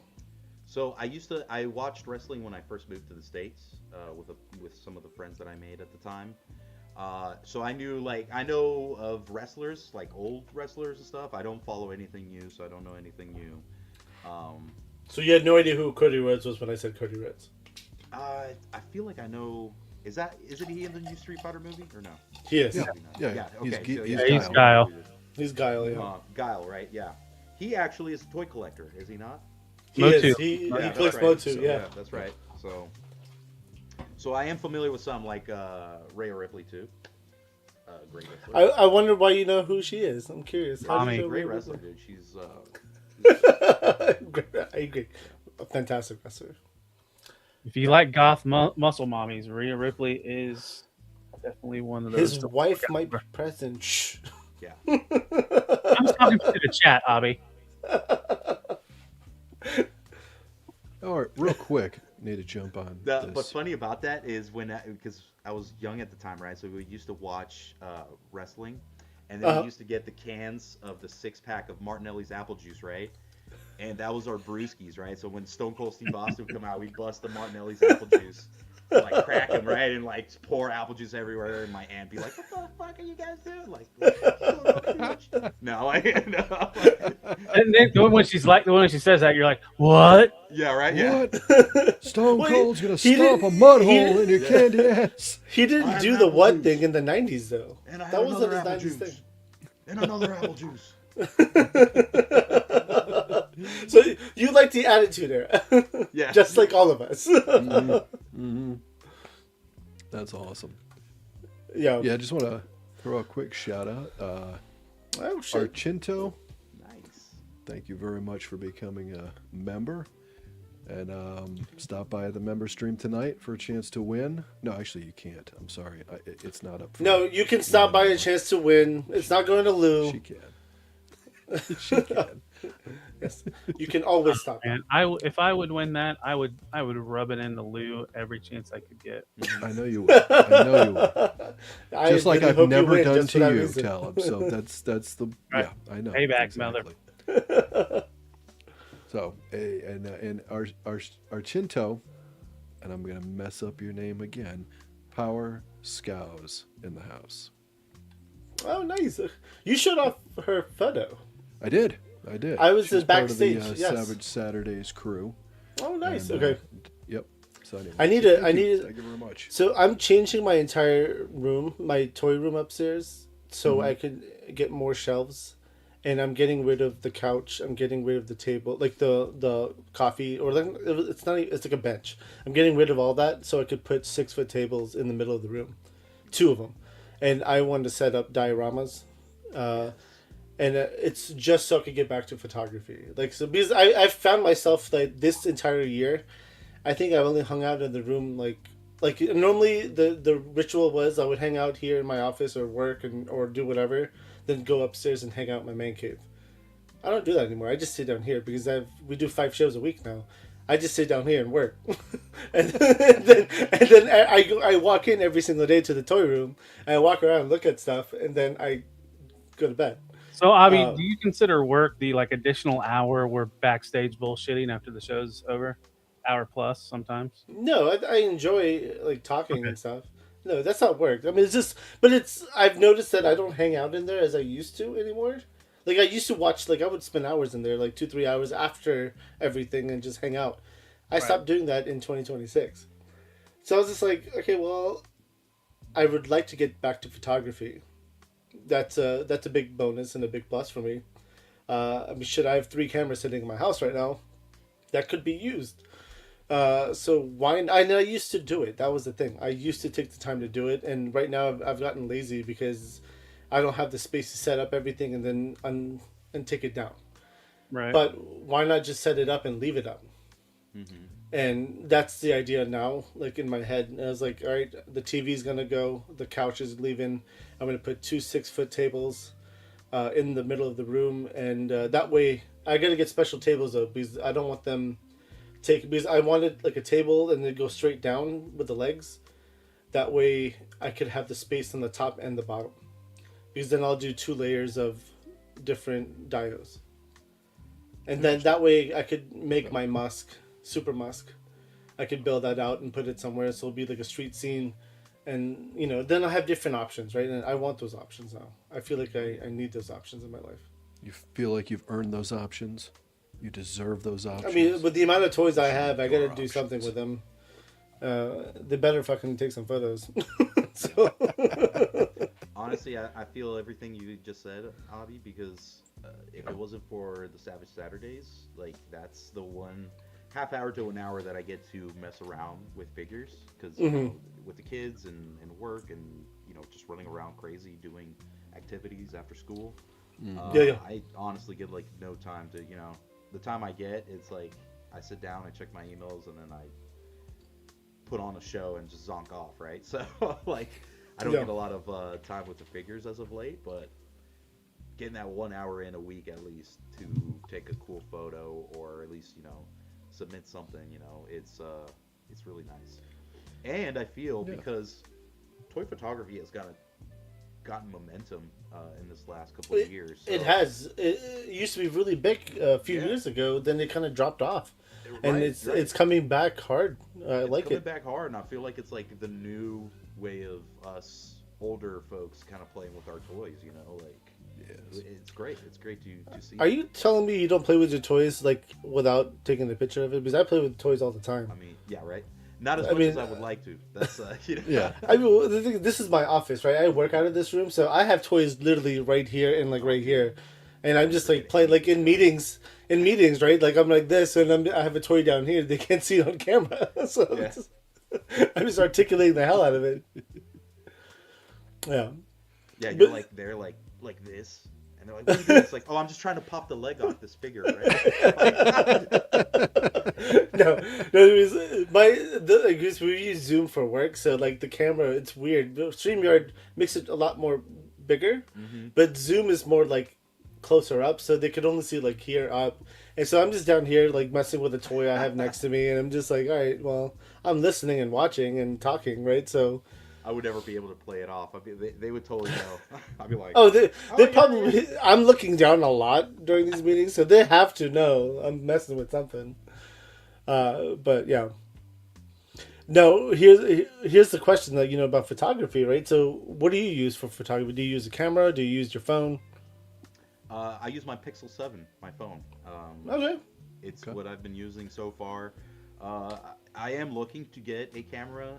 I've kind of gotten to that next stage where I feel like it's like, okay, now I can invest in a good camera for toy photography. Because that's the only thing I really will use that camera for. I mean, granted, I'll take pictures of the kids and stuff like that, but the majority use of that camera is going to be for toy photography. So I really had to. Any camera you're looking at? Like, nothing nothing specific. I would love some. Lou knows where I'm going with it. Get away, still. Leave. I know, Run. I feel like I'm being baited here. You are. You are. As I mentioned, I have multiple cameras, right? I have a Nikon D3300. It's more of a beginner camera, DSLR. I bought it a few years ago, but I have all the attachments, all the good stuff for it, right? And I was like, I don't really need this anymore. Yeah, I mean, you're getting rid of the casting couch, you said, so. Exactly. Right. The casting couch is gone, so. I have a feeling it's more the couch when he's in trouble with the wife. No, not at all. Boy, I'm the king of this house. and we have a daybed also in our bedroom. Go upstairs and say that. Well, she is not watching tonight. No, I was gonna say I also have a daybed in my Oh, bedroom. so you have a third option. Yeah, I have a lot of options actually. He has options. Yeah, there's a lot of options here. My couch in the family room is pretty comfortable too. So It's fine. So I have a 3-bedroom house. So I was a bachelor in it originally. So I had, the master bedroom, extra spare bedroom for guests, and then I have my toy room, right? So I get married, of course, and then we're getting ready to have our son, and it's like, okay, I want George to go in this room. So I'm like, of course, it's the toy room, right? So I'm like, why don't we put him in the guest room? It's empty, it's ready to go. No, I want him in this room. So okay, I'm like, all right, fine. Move everything over to the other room, right? Then my daughter comes along. So guess what? We got to get all bye toy room. that room, right? So now She gets to look at this lovely toy collection every morning when she wakes up because it's in the master bedroom on my side. That's odd. You convinced your wife to put your toy I didn't collection in the convince her. master She had bedroom? no choice. Oh, wow. You know, so the funny thing is, so I was trying to convince my wife to do that. Because, again, like, my wife restricted me from putting toys, like, in rooms, certain rooms. So, this is my office, right? So, she, like, you could put toys in there, that's fine. But, like, everyone who I work with will see it. Mm-hmm. Because I'm not hiding this, right? I'll just tell the whole world. I don't care. Then I had the one bedroom upstairs. But then, like, I a few years after we moved into our house, I noticed our laundry room. We have a giant laundry room for some weird reason. Like, there's like a hallway. You kind of walk down these cabinets, and I was just like, all these cabinets are empty. Guess what I'm doing? I'm putting brand new toys in there, and I have all cabinets lined up with like toys. And then like my closet, like my bedroom closet, his and hers, right? So I have toys lined up all the way at the top on the top shelf. I have boxes and like stuff in the corners, and I put one box in her closet. And my argument was that, listen, your closet is 3 times the size of my closet, right? I get to utilize some of this space too, right? Yeah, the master closet definitely has like boxes of figures in it. You know. Yeah. Unfortunately, I live in the Carolinas. If I leave anything in the garage during the summertime, it's cooked. Melted. It's Yep. done. It'll melt. The plastic is Yeah. gonna start leaking, and it's cooked. So. Yeah, because you're in Charlotte, right? So I'm in Raleigh. Yeah. Yep. Go ahead and dox So him. Jeez. you know exactly what I'm talking about. Dude, Charlotte is a big ass area, bro. There's no And I'm doxing right, here like, with I'm Charlotte. like right by the border with South Carolina, right? So. Oh damn! Okay, you're that. Yeah. Oh yeah, so you're close to my buddy Ryan then. Okay. Yeah, right. Yeah, I think Zarek. it's only like about 30 minutes away. Yeah, he lives in South Hill. Yeah. All right. So. Yep. I saw All right, people real saying quick. how cool it is to wake up to your collection every morning. It is amazing. But let's say if this was Toy Story, I feel horrible for my toys because they've probably seen things that. Andy never did that. Yeah, yeah. I had the 12-inch Marvel Legends Hulk. Whoa, whoa. So, Stop Yeah, the dude. story now, You bud. start with, I had a Hulk that was 12 inch. Yeah, don't say I had a 12 inch. I was like, we have to cut this short, folks. No. Because Hulk didn't cut it short. Booyah. oh lordy. Anyway, Fanboy, before he leaves, Fanboy Tone just gave us a $2 super chat. We appreciate Fanboy, you, thank you brother. very much. Gotta bounce. Have a good night. Roll the footage. This is for you. And for all the people. Hey, Abby, I'm going to choose a different one this time. Hi guys, this is Faces by Rachie here, and I just want to let you guys know that I love Figure Fight Club. Whoop. I lied. I know. I see something new every time I watch that, Lou. Just keep rolling it. All right. I just realized that she was holding a comic this whole time. You know, I actually have Was that she? comic too, I bet you do. and that comic has other pictures, some naughty ones. In of his her bed inside of between the box spring and the mattress. I mean, I No, know it's she's holding a comic. I don't know what the comic literally is right about, here. But I'll It's try right to pay here. attention to that. No, I'm not calling I'll you be out, proven. Abby. It's just it's a good thing that you. I've already For the pulled it show. out once under the members stream. Whoa! Don't pull it out on the member stream. Hands up. Don't pull it out at all. Leave it where it is. All right. Anyways, let's get back to stuff. You wouldn't like Abby when I'm he's so angry. sorry, Stell. So I'm still shocked that you convinced you, or you have toys in your master bedroom. So you're in your master bedroom right now. Yeah. awesome. Let me say I had toys in my master bedroom, and I am not with that woman anymore. We've been separated since 2019, so it doesn't always work out. I'm just surprised. I mean, I try to be. And now my master bedroom looks like this. It's every side of the bedroom. dude. So my master bedroom is like 1,500 square feet or 1,200 square feet, something like that. Something ridiculous. And I was looking at the space once, and I asked my wife. I was like, "Hey, can we build shelves in like my side of the wall?" And she was like, "What do you want to put in there?" I was like, I looked at her. I was like, she was like, "No fucking toys in this room." I was like, I already have boxes of toys in this room. Why can't I just display them? If I can open them and put them on, that would look great. That's right. She said no. But I was like, what if we built like a because it's like the wall is like 17 feet, maybe something like that. Bobby, you're the king of the house. Why the fuck are dude. you not putting shelves in your bedroom?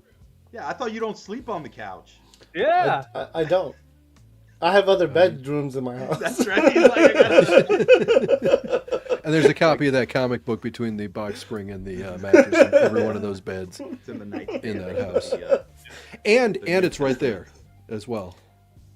So It's right here. That's I where know. it is. That's been the whole time. But I know that's where one of them is. Yeah.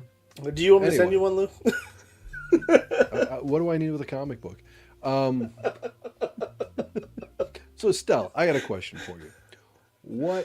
How did you get involved with, and you may have told this before, but how did you get involved and what got you involved with Savage Crucible, Harbinger Studios? Ah, come on. That was a question from the chat. And to answer Fig Fan's question, that's when those lights get turned to red.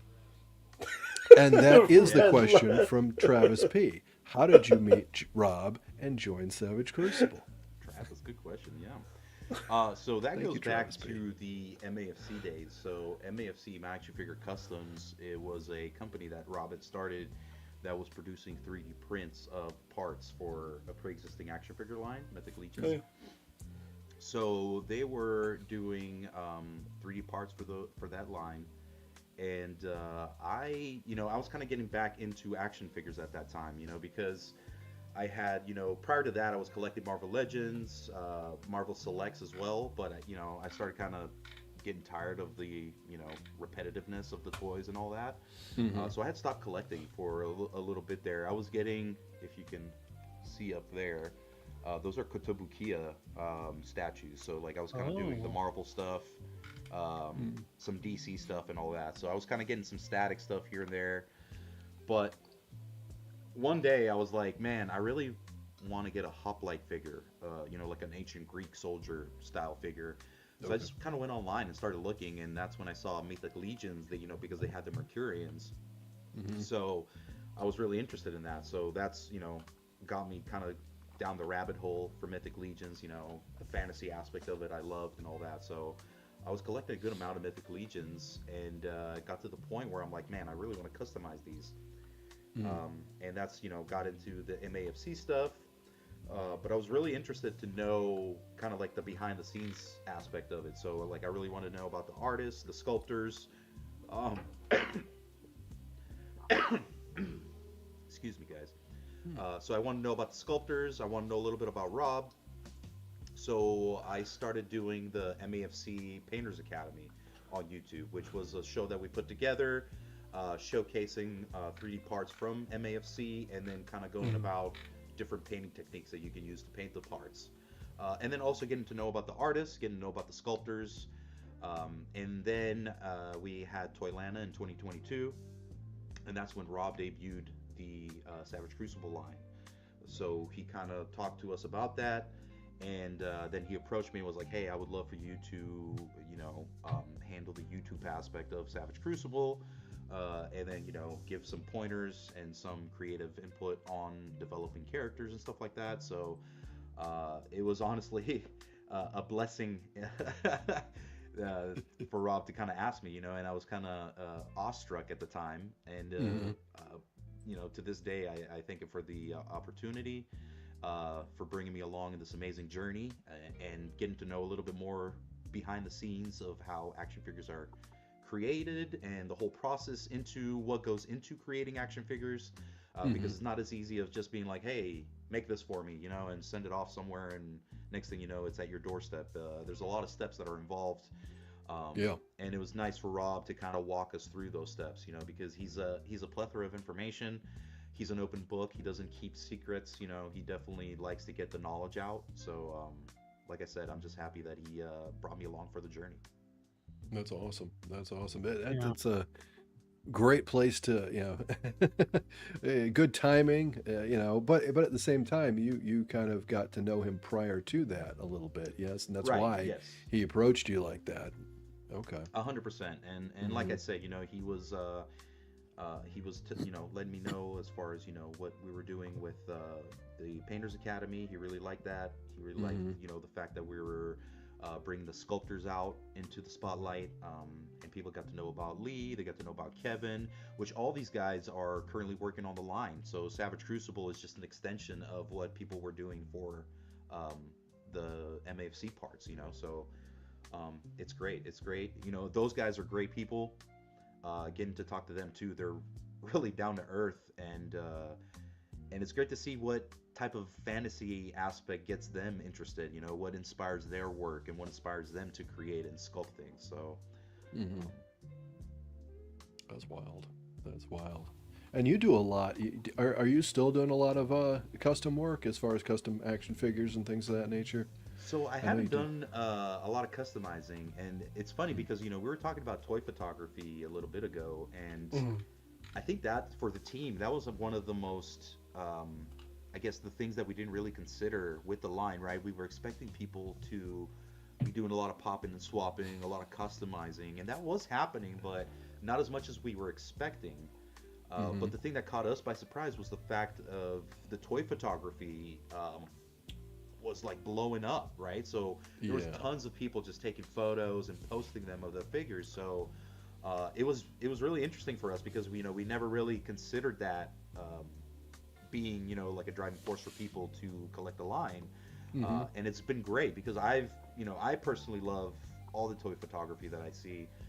It's what got me interested to start doing it myself, because prior to that, I would take pictures, but it wasn't like a thought out process of taking that picture. It was like, oh, cool, there's my figure, bam, whatever. But being creative, coming up with the diorama or making a setting work in your framing is a really fun and different take on, like I said, it's like a kind of like a whole different way of playing with your toys, because you're playing with the toy trying to make it fit in this specific setting, right? So it's been amazing, and honestly, I can't get enough of it.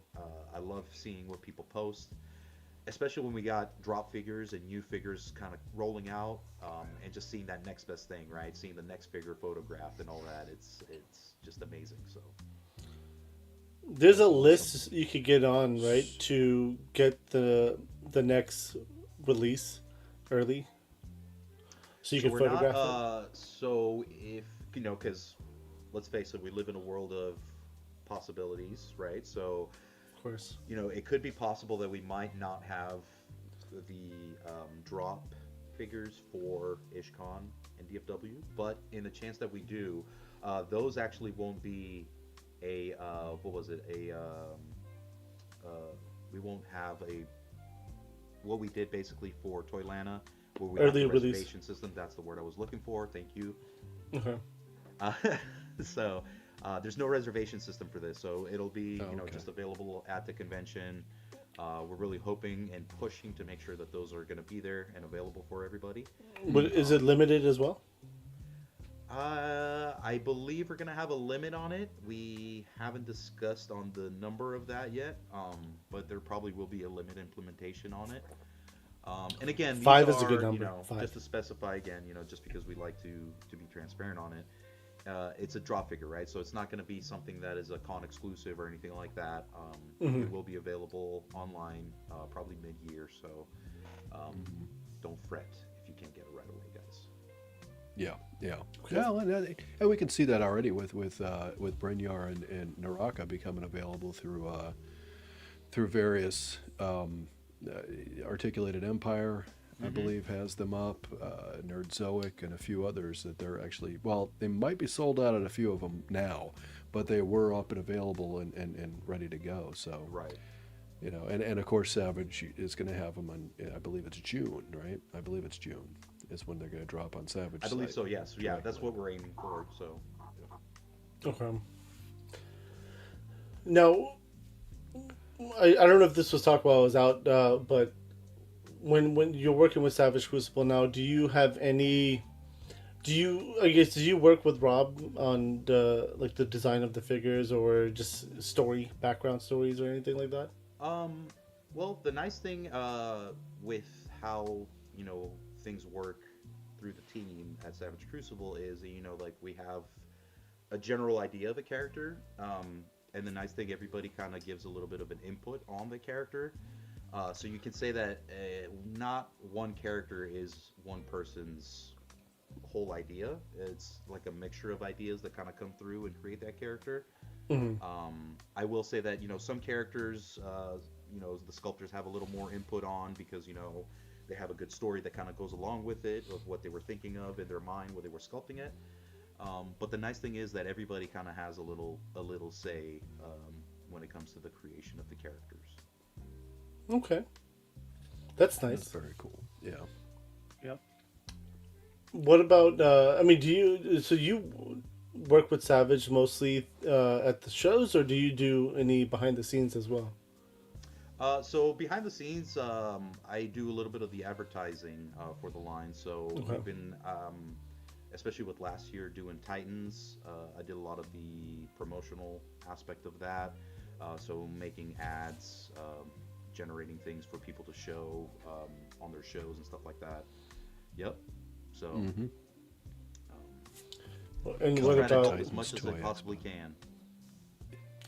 The Creator Crown Awards were definitely big. That was last year. You guys decided to do that during Titans, and that was actually really dope. I actually enjoyed it. I thought it was a really good idea. You bring out the creators. Bigger and stronger this year, guys. So definitely take advantage if you're coming out to the convention. You want to show off your creative talents. There's a number of categories that you can choose from. I believe 7,500 in cash prizes. So nice. That's crazy. That's wild. It's up there, man. And we would huge. love to see the talent. We'd love to see people's submissions. So definitely take advantage of that. You got way more time than last year. People had last year because from way ahead of time. So definitely a good amount of time to plan and get something submitted if you want to. Well, even last year, you guys did some giveaways too. That was really dope. I won two of them, so I was excited. I was happy. Yeah, Rob had gone to Wonderfest in China prior to Titans, so he was able to have access to certain exclusives that we don't necessarily get here in the States. So it was really nice of him to bring those things back and then raffle them off for people that attended Titans and stuff like that. So all right. we're trying to put a good show for people. So we're gonna have other indie toy lines looking to get special guests in there, do all sorts of fun stuff. So we're trying to get it into a nice toy show. Nice. Well, it's gonna be fun. I'm looking forward to it. Last year was so much fun. Yeah, it was a lot of fun. That hotel was a par though. Like that was a good spot for the hotel. It was near the airport, but more importantly, it was an open bar every night for happy hour. It was like free. There was that. Nice. That was really cool. Yep. And the fact that again, like that big space in the main lobby, that's you want that, right? Because then all the collectors go downstairs and hang out. So I do believe we're going to be at a different location this year. Right. It's Yes. a bigger showroom. 21,000 square feet this time, right? Yeah, dude, it's going to be big. So That's going to be epic. Yeah, I'm looking forward to it. I'm looking forward to it for sure. I'm putting together something. I'm entering again. Why not? It was fun to do that. Regardless, even if you don't win, it's fun to have your work in the room with all the other people's work. It was just fun. And then you're walking around and seeing what everybody else is doing and getting inspired by people that were more talented. But the inspiration's awesome. So I'm coming back fighting this year. So that's the one that was in Nashville, right? That's where Titans is. Yes. Yeah. That was in Nashville. Now, Initial Goose is asking, you are allowed to have an entry in all categories, right? So I believe, if I remember correctly, first category entry, you can enter for free, and then if you want to enter in other ones, I think there's a little bit of a buy-in. Renato is probably the better person to ask for that. But I believe that's how we had it last year. No, last year was every category was free for the first submission, but that's what it was. Yeah, second submission was money. So, second submission then I would believe, be $10. $10. You can enter all categories if you want, but if you want to enter twice in the same category, I believe there's a buy-in fee for that. A $10 fee. Yeah. Yep. That's cool. Yeah, that'll be great. But we got so much time before then. And so many more cons too. I was So I was I'm gonna looking shift forward it to cons too right now. Yeah, I was gonna say since we were talking about cons, where are the next cons that Savage Crucible are gonna be at? So end of the month we'll be in Dallas and Durham. So we'll be both of those are on the same weekend, so the team will be split. Um, Yeah, then Ishkan and after- DFW. Yeah, Yeah. Ishkan, DFW, yes. And then after that, I believe in June we have Joe Fest coming up. Okay. So we'll be at Joe Fest. And then after that, I believe Rob is headed off to Europe and China. Okay. There's one in Germany, and then there's going to be the Wonderfest. And then coming back, I believe we have. Oh, I did forget. There is, I think in this month too, we'll be in the West Coast. I think it's Seattle. I forget what the convention's called. But we will be at West Coast too. I think Laser Pants Ryan, he's going to be helping us out at that one. Oh yeah. Okay. The name Yeah. skipped my mind though, unfortunately. I'm sorry, guys. But then we have Titans, and then Toy Unity. Okay. And I believe that wraps up the year for us this year. We're going to be peppering little drop figures there. We will have also a con exclusive figure later on in the year. So yeah, it's going to be a savage year, man. We got a lot of stuff, lined up. We want to show off, so. I mean, there's more exciting things definitely I'm happening. excited for that. I know. I'll be upfront. Rob did tell me about a drop that he's going to announce close to Ishkan. We do have. Well, there'll be something fun for Ishkan to see. Let's just say that. You probably don't know. I don't even know if he told you this, so I have no idea. But we could talk offline. You could Yeah, probably save that for We'll talk off off air if you're going to have that discussion. No, just saying, like, there's exciting things happening, is what I'm going to say. Oh, 100%. 100%. This is going to be a huge year, if not the year, for Savage Crucible, and I'm all about it. I'm on board. So let's make it happen. Let's do it. And it's been fun. Is the West Coast one called Motu Universe? Motuniverse. Motuniverse, sorry. Yeah, Motuniverse? I believe that's it. I I could be act wrong. like I don't have access in the palm of my hand to find out. Let's see here. It's May 21st to 24th. I know there's a Wonderfest happening. Is it Wonderfest? Yeah, I think- Wonderfest in Atlanta. Yeah. In Atlanta. This happening in 3 weeks or something. Or 2 weeks. A wonder? Oh. Yeah. 24. Yeah. Yeah. Wonderfest 6. US will be in MomoCon in Atlanta. Mm-hmm. So we just had, yeah.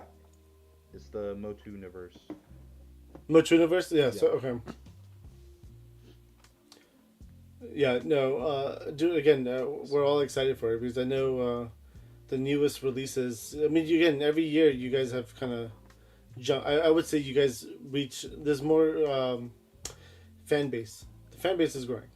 You see it because your figures are getting harder to find. So they're selling out faster, which is a problem. Stop. And then Zolo too. At ZoloCon, we're selling a good amount of Wave 1. So that was kind of showing me like new people were coming in and all that and interested in the line. So.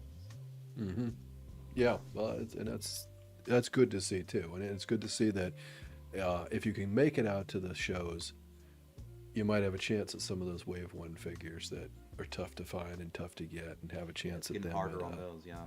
Yeah, original retail price. Yeah, a couple of us took advantage of. Well, I wouldn't say took advantage of that, but we took advantage. We took it. We took the opportunity Yes. to do that at Toylanta for sure.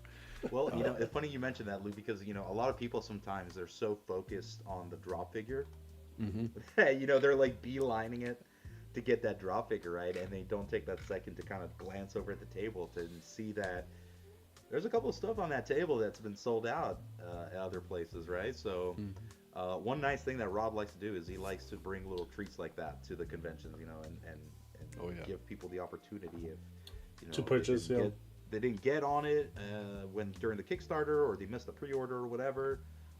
They get a chance to, at least if they come in person. So Yeah, and it's a nice thing to do, man. If somebody's taking the time and effort to buy a ticket to come to this convention, drive to this convention, from wherever they're coming from, it's nice to give them a little something that they weren't expecting, right? Mm-hmm. I agree, Yeah. 100%. Absolutely. That's one of the beauties about the toy conventions is like the surprise drops or the, the stuff. Oh, like this was sold out for a long time. Now I have a chance to buy it. Right. Like right. that's always the big plus. Like because again, the excitement of after purchasing all that, right? 100%. Raven Studio, it may have enabled a few people into joining the Wave 1 crew at Toylanta. Yeah, I'm sure. Don's the man. Guilty. Yep. Guilty. I did want to cover some more chat questions since we have Yeah. a few that are started out. Initial Goose Creations. Still, what are the chances of getting some scrawny dudes in the Crucible? I need some lightweight and featherweight representation. Well, we got our first one out. People Yeah. are getting Elric, so if you got to pay attention to his anatomy, even though he is wearing armor, he's pretty scrawny under there, so that is, is pretty true to his lore, to his character. Those that aren't familiar with him, he is quite a sickly albino man, needs to be kind of sustained by herbs and potions prior to getting his celestial sword that sustains him at the price of souls. And that's about as much as I'm willing to give, guys. If you're more interested in that character, definitely Google it, or buy the graphic novels or the novels themselves. But we definitely have plans for different bucks. Also, we got Fofford and Grey Mauser. So that'll be I can't wait to kind of see where that one goes, because Grey Mauser is a very small man, very deadly man, but he's not. I think if I remember the lore correct, I think he's about 5 foot. So, Well, speaking of Elric, I think it was on Tuesday where we had a conversation. I don't know the Elric character. He looks dope as hell though. But he's gonna be a vampire in my world, like 100%. A vampire. I want to buy like 5 of them. I'm still waiting on the 2 I pre-ordered, but I want to get more, and I know you'll have more at IshCon, so I'm definitely purchasing a few more. But like, Not if I get to him first. So, good luck. That's all I'm gonna say. Good luck. round and pound.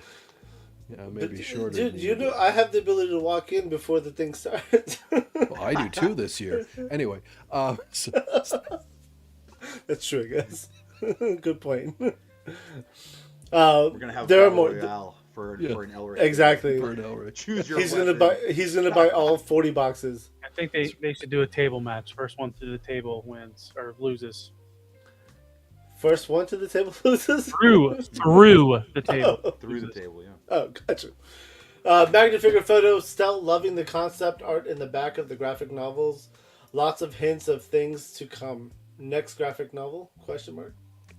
Man, so I love people that love the graphic novel, because I completely love the story. And then Rubus, who does the artwork for it, is a really, really good friend of mine too.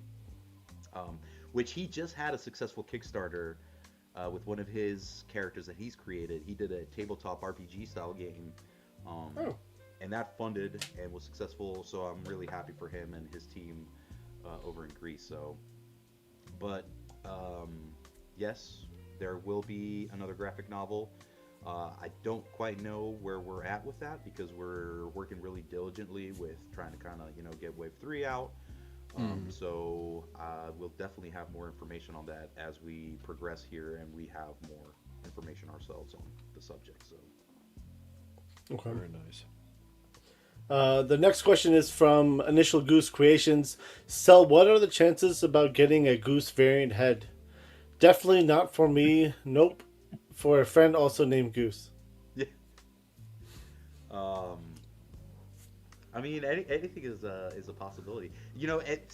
See, this is a great question for the sculptors. Who is going to make this goose head so we can put it on the Elric body, or I don't know what he is. If he prefers to be a Lemurian, we can definitely shape it in the form of a lizard, make him a little bit of a hybrid, kind of how Como is. Yep. I agree. Endless Fables. Stelios Nezza Delver has made me buy a 3D printer. I can't release what I'm making till he comes out. Let's make this happen. And then he followed up with, what did Matt do to Rob to cause the release of Nezza Delver to get pushed back? Don't leave it still. He's out. I'm No leaving. comment. No. No comment. No comment. Next. Yeah, we'll go on to next. If you can't make a comment, I get it. And then Initial Goose again. So, what figure is the leader of your collection? Oh, that's a good question. Oh man, I've never really thought of that. I would probably have to say Warrior with ball and chain, probably. Warrior Ball and Chain? Get that. I mean, he's definitely one of the leaders on mine, so I get it. So, leader of your entire collection? Yes. Overall? Yes. Okay. All right. That's a Yes. great figure. That's a great I figure. love that figure. Again, it's one of my Great top. painting. Absolutely.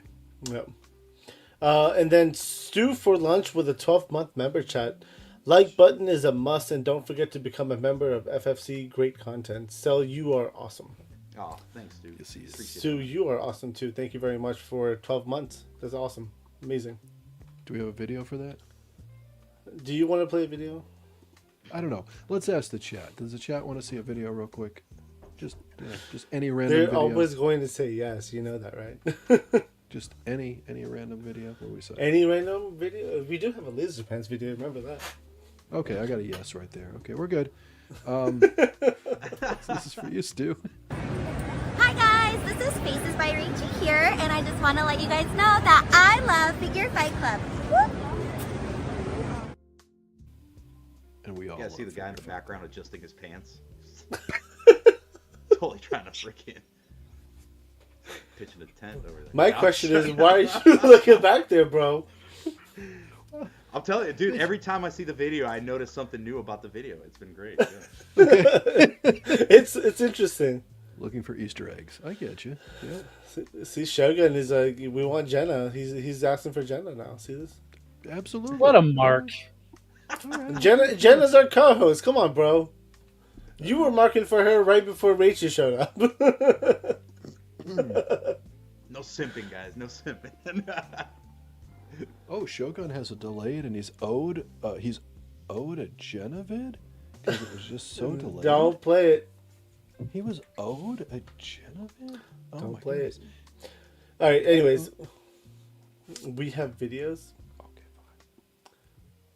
fine. Did it like so? The last video that you just played also froze on me completely. I've been having weird things, and I think it's got something to do with the dual streaming on the mobile because I didn't see the entire intro video. I didn't either. Yeah, it froze up on me completely. I was like, "Is that my internet? Did I just lose internet?" Yeah, but I didn't. Everything else was fine. What's that? Did you just put something up? What? Oh, that's hilarious. Who put that up? That's fucking Talib.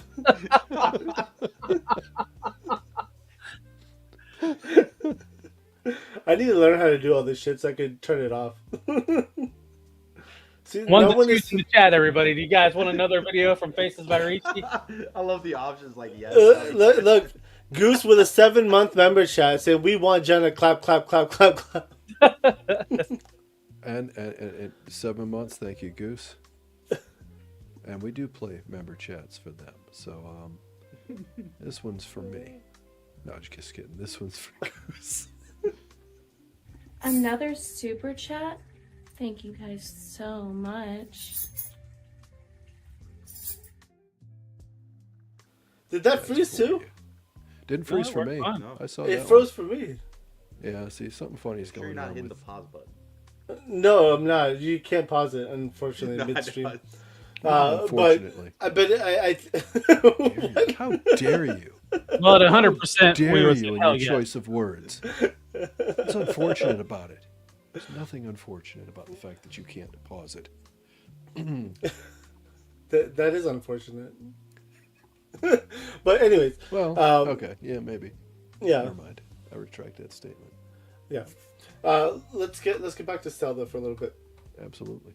I think we used all the starred ones, so they're all gone. I'm removing them. Now we're gonna do some hot questions here, or hard questions, I should say.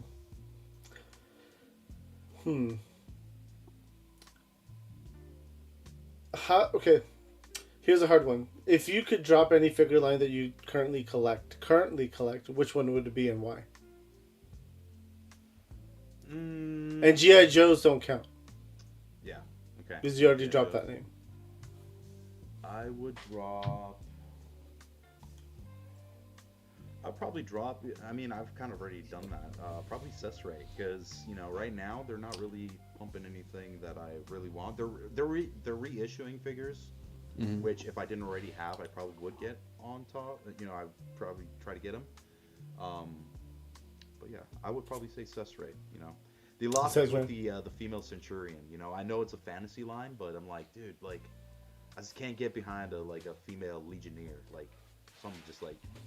My fantasy aspect is like I can't grasp that. I mean, I love Cesare, to be honest with you. I love no, it's a great line. It's a great line. But I mean, I get it. It's not for everyone, right? So I totally get what you're saying. But I actually can't wait till the Roman female.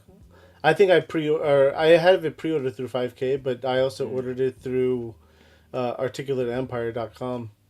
Nice. And I'll get it before 5K. Yeah, 5K is definitely slow on the delivery aspect of it, Yeah, so I'll have it by tomorrow from Articulate Empire, so which is amazing. Yeah, the Gold Hilder, which was the last one I picked up from the line, it's a great figure. I love that figure. And plus, I have picked up the Legionnaires too. I got all the Wave 1, Wave 2 figures. And the first female run that they did, and then the creatures too are great. The Minotaurs, some of the best. The Rhino, the Minotaurs, yeah dude. Yeah, so I got smooth, the only smooth one, like butter. Which I don't think they've released yet. Is they have like a crocodile character? That's not out yet. Yeah, that's coming soon. Yeah, it's coming. Yeah. So, but it's funny because I was totally into Cesare. I created I have a group, the Cesare Coliseum fan base. Which was like the only place that you could really find people posting about Cesare stuff, and a lot of them are European collectors and from Asia and all that. So, but it's nice to see the line kind of gaining momentum and pushing out more stuff. So, I mean I like Cesare again. It kind of for me it's I blend the worlds, all the different toy lines. I blend them all. So. I mean, with Mythic Legions, it's a little different because the new the legendary warrior female, she was big, that was a big figure, so she's got to be like a muscle mommy in the collection. The size it was just really large. I was surprised when I saw it. I was like, I bought it, right? I bought 5 of them. I only own one now, but. I was surprised to see that it was that big, but I'm keeping the one in my collection, right? So another question for you: how do you handle FOMO? I've gotten way better at it. I could say when I was kind of getting back into it, collecting wise, because prior to that, I was an in-store collector, right? So I would go to the toy stores. There was definitely inventory at the stores, so I would buy at the store. So my online transactions weren't that big in the beginning, I could say as I got into Kotobukiya and I was collecting those statues, that's when I was doing more online purchasing. And then when I kind of got into Mythic Legions and kind of trying to figure out how those things rolled out, I could say that's probably when my FOMO was at its peak, making sure I get what I want and all that. But then kind of seeing how things roll out with various toy lines and all that, I've definitely gotten better at it. And I'm not so, I've gotten better at the fact too of just not, battering myself for losing out on something. Yeah. It just wasn't meant to be, so I'm really good about, letting go and just kind of, going with what's rolling out from the time I jump in and all that. So yeah. I I'm think it's with you probably on one of that. the worst. You know, I you didn't ask, but I'm gonna share anyways. The worst purchase I've ever probably made, now that I think about it, just popped in my mind, was I bought, because I wanted the Mercurians, I bought a Romulus for $200 out of the box, you know, and then they ended up dropping him in the All Stars wave, right? So Listen, that's probably the worst purchase I've ever made, right there. I get it because I bought the deluxe barbarian for 175, and then they released it like 2-3 months later, Yeah. So, and I was like, ugh. and again, see, that was a great FOMO learning experience, because that was like, oh, see, that's what happens if you rush, if you don't give it. I was also very new to the line, right? Because I didn't know, Yeah. so You live and learn, right? So that's Yeah. what life's all about. I mean, but at this point, like, I mean, Ish lives 20 minutes away from me, so if I just go to him for anything Four Horsemen yeah, right. related, because like I knew he probably has it, so I was like, all right, well, he 20 minutes away. We talk on the daily, so Yeah. Yeah, perfect. yeah. But even with like Savage Crucible figures, right? You know, like they're hard. They're much harder to find now than they were Yes. before, Yeah. and it's harder to get them. Like I wanted more of some of the characters, and I was like, well, shit, who's got them? And then like everyone sold out everywhere. I was like, well, damn, okay. Mm-hmm. It's a good problem to have, right? Yep. So Oh yeah, you know, Yep. it's really nice because, and again, you know, for us, it shows us that people really are interested in what we are putting out. And of course, you know, like any toy line, you know, it exists through its clientele. So, you know, the customers are what make Savage Crucible able to happen in the first place, and to keep creating characters and keep doing collaborations with the Frazetta Museum and other IPs and stuff like that. You know, that happens because of the fan base and being interested in what we're doing. So everybody makes it happen just as much as we do. Mm-hmm. Mm-hmm. No, that's great. now, if you guys don't mind for a second, I would like to bring the giveaway we were doing tonight on screen. Oh, I don't mind. This You is can not the carry on. Savage. This is not the Savage Crucible. I know. Yeah, no, carry on. Valor, right? This is It's the the Valaverse. figure from Valaverse. And thank you to our Articulated Empire for donating this figure. But we are giving away the Special Warfare. So hashtag Articulate Empire in the chat for a chance to get into the drawing. You must be subscribed. I'm just gonna give a preemptive congratulations to Stu for Lunch and Travis P, because I figure one of you guys will be winning this figure. That's only on the members only, not on the lives. Oh, But you got to be here when we pull it, so you got to be participating. That's how it works. You have to be subscribed. Good luck to you all. Yeah, jump Good in luck, there and get everybody. it, guys. And that's a great figure. I love the yeah. I love the rifle that he comes with.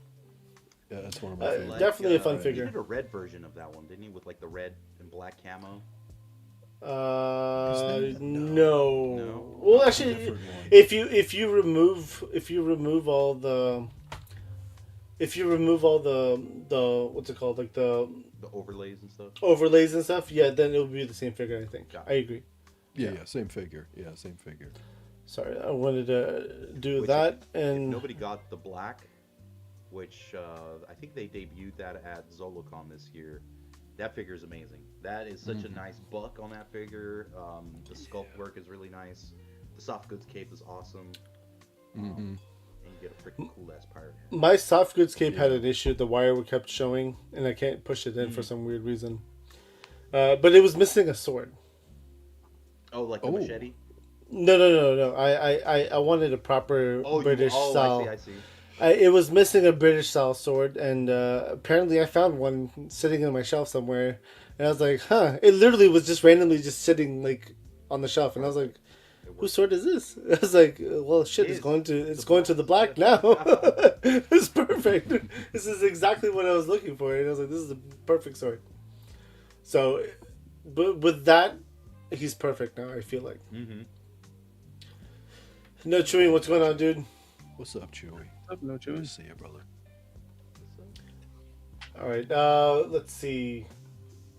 Now, let's talk about YouTubers for a second. Does Savage Crucible pay attention to YouTubers and what they're saying about the line and stuff like that? Oh, 100%. I think as a new toy company, um, we are always scouting out, you know, either YouTube or written reviews or anything in that matter. Um, and it's not so much to be like, oh, this guy talks shit. It's because we value constructive criticism, and they might bring up a point that the team didn't really think of, or it's never been brought up or something like that. So we look at it as a source of information and input for the toy line, and to help us grow and become better as a toy line. So we love to see what people have to say, And plus, everybody, we're toy collectors at heart too. So all these people review toys for us. We want their input.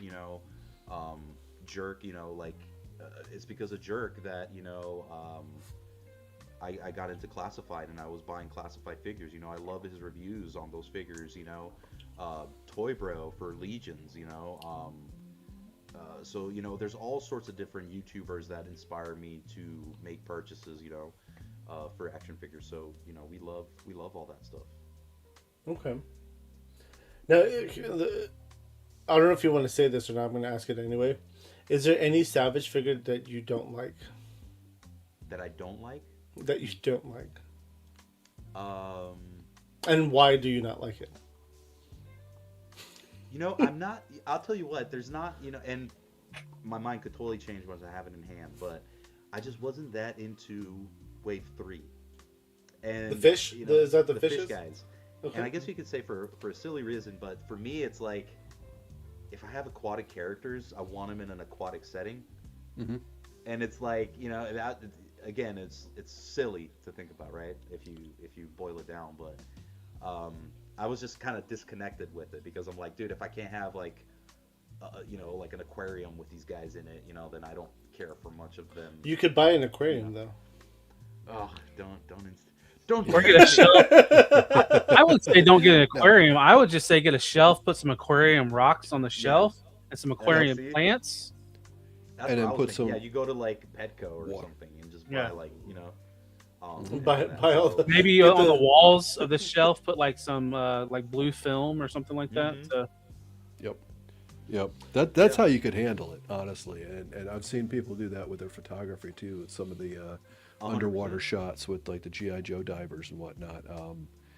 And it looks phenomenal. It looks great. It's something I'm thinking about maybe doing. There we go, Johnny Cock, right there. It's about time, Johnny Cock. It's good to see you, man. The cock is in the building. Johnny Cock, thank you very much for the $5 Canadian Super Chat. Support for Lou's Eye Health. Focus. This one's for you, Johnny. Focus. Yeah. It's for Lou, actually. Not for Eyes on the Johnny. target, Lou. Oh, it's for me. Oh, it's definitely for me, too. Thank you, Johnny Cock, for the $5. The $5 Super Chat. This is for us. Hi guys, this is Faces by Rachie here, and I just want to let you guys know that I love Figure Fight Club. Whoop. Is that a new one? I don't think I've seen that one before. I like that one. Oh, okay. Hey. I don't remember that one either. I thought I just kind of pulled that out of nowhere and thought, hey, you that'd guys be hear me good. good? I see Billy saying that he's Yeah, I just saw his comment about am I the only one having a hard time hearing? I've been hearing you fine, but Okay. do you? I mean, what about you guys? I mean, you're on. Yeah, I'm camera. hearing fine. Yeah. good. Okay. I'm hearing him okay. Yeah. During that little video, I couldn't hear him, but I mean, I think that's by design. I But I couldn't think even it's see by him everyone. during that video. Where did you go? I don't think it's important. I don't think it is. That's awesome. All right. Oh, so Sis 3 also saying voice is low. He's low in the Maybe for the mix, yeah. viewers. Did We'll you explain just? through the? No, I think that just makes me just order. Okay, so yeah, everyone's saying quiet. Can you? We didn't change anything. No, you guys didn't. We had some audio issues at the beginning of the show too. Is your so I've noticed that there's a echo cancellation button. You gotta turn that off. Yeah, it's off. Okay. Okay. See on. Well, the other thing, we're all at an advantage because we have earbuds or headphones in, where the people watching might be using their speakers on their TV or. Right. Yeah, this So is true. This is true. If it's low, yeah. If it is, Yeah. I might get closer to my camera. that You I'm could just start recording. screaming too, and just see. I would be curious to see if your wife. Why walks is in, everybody screaming? like- Dawson, what's up, man? The Last Son. Let's see. Now, do you think which figure line is the most overrated to you right now?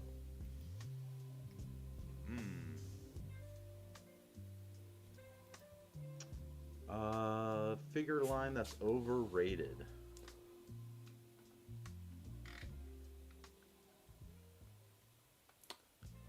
It could be anyone.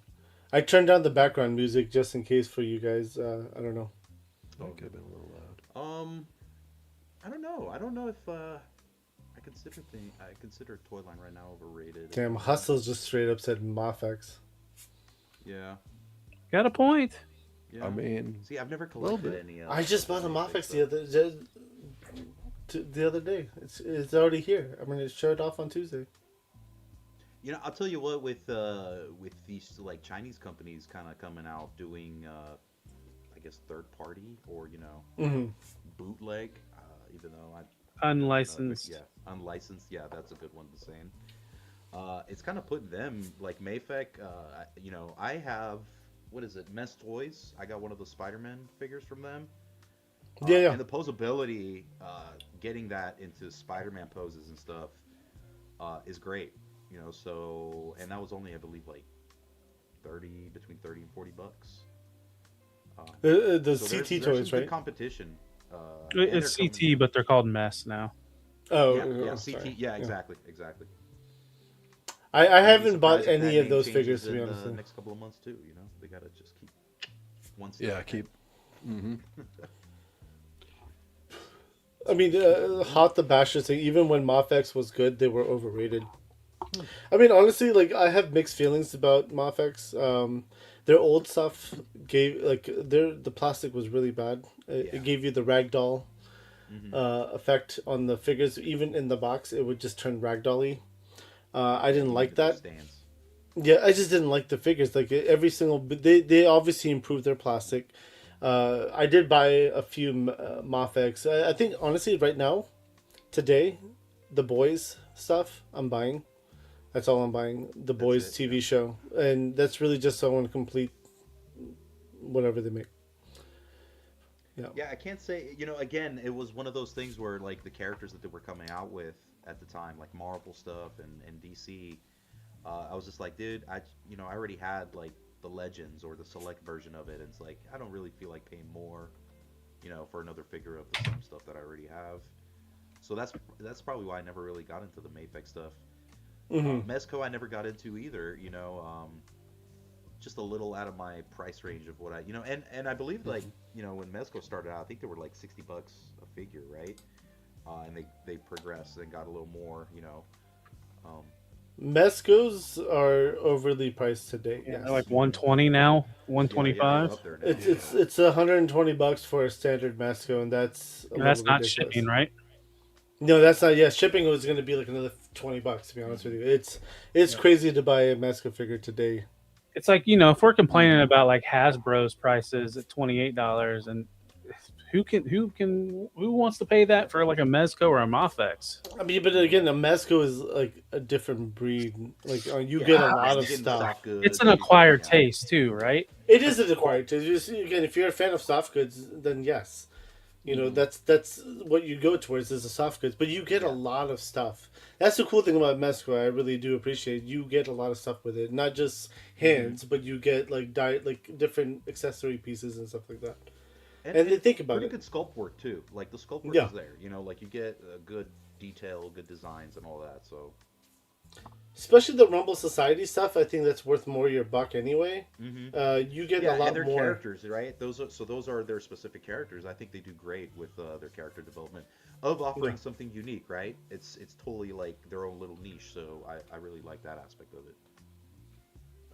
Yeah. I mean, Raven Eye Studio just said 116 for their latest drop, but with shipping and tax, it goes up to 147.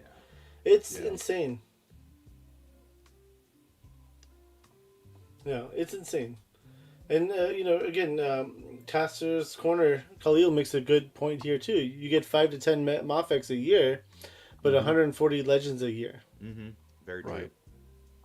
That's what makes it very difficult for me to think about even considering Mafex or Mezco. I mean, More bang for your listen, buck. I Granted, buy Mezcos. I do buy Mezcos. They're a great figure. Like, I mean, the Heath Ledger Joker that they just showed off looks amazing. Well, it's like, so you're looking at Mafex. Is Mafex the definitive version of that character? Then I can justify paying that. But I don't think I don't get the whole they're better than like Marvel Legends. Like, I mean, there's probably some articulation points that are better, or the smoothness of them, and maybe like some of the deco, but I don't see them as definitive characters. Yeah. I feel you on that. And that's the thing. It's price. As another friend of ours says, price is king sometimes. So it's like, I mean, with Mafex, what's up, Toy Gains? Toy Gains, what's going on, dude? With No, that's his thing. That's price is king. Price is king. I don't know if Toy Gains is here or not. No. No. There was another question. I just lost it too. Regarding price. Where'd it go? I'll find it. Don't worry. Just so you know, again, like we were talking about Mafex and how the value for Mafex. Mafex is also re-releasing a bunch of figures right now.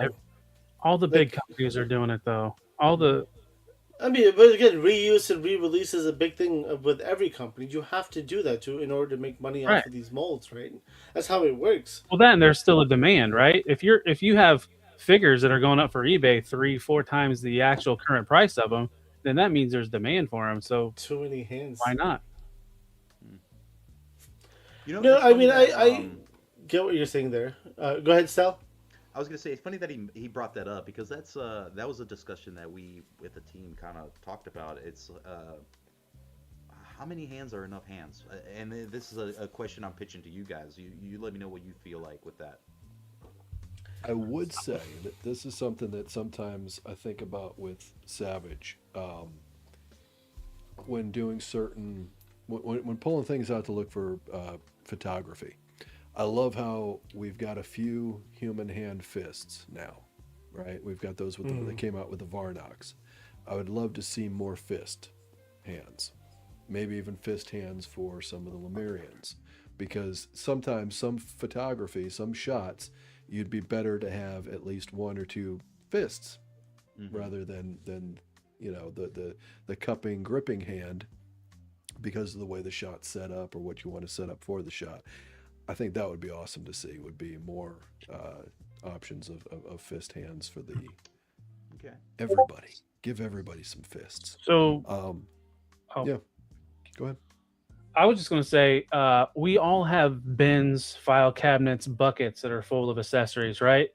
That's true too. If hands, fist, whatever are semi swappable, then I don't see the need for excessive amounts of hands. I'm kind of the same way with accessories. I'd rather have whatever budget's in to the hands and some of the accessories to be put in the figure, either with better design, deco, paint apps, or whatever. I mean, that's just me personally, because I got a shit ton of hands. I got a file cabinet just full of extra parts. Pointing fingers. That's another Pointing one. fingers, nice. And that previous comment too of getting more hands doesn't mean that you should get less of anything else. Right. Sometimes I do feel like I'm like, hey, you know what? I would have rather gotten a weapon than this like 2 extra sets of hands. But with that being said too, I think that it really needs to go into thought needs to be put into the character that you're creating, right? So let's say for example, like if you're doing like a spellcaster, or something along those lines, I could see some exaggerated hands in like like a spellcasting way or something like that. But like a barbarian, does he necessarily need like a spellcasting hand? Not so much, right? The fist, I get. You get in the fist. You do a character pack that has some extra hands that you can utilize for the figures. I get that, but it definitely gets to a point where you kind of think about it and be like, dude, like people. What up, Jared? What's going on, man?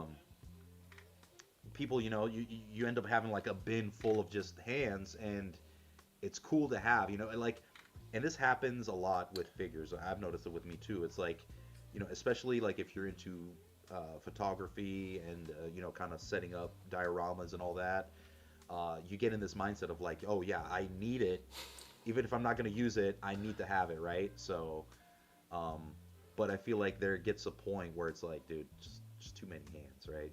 Rather just have a little bit less hands and maybe an extra sword or an extra piece of accessory or something else, but. And that's what I think it's kind of cool what Valid did with those hand packs. Yeah. Yeah.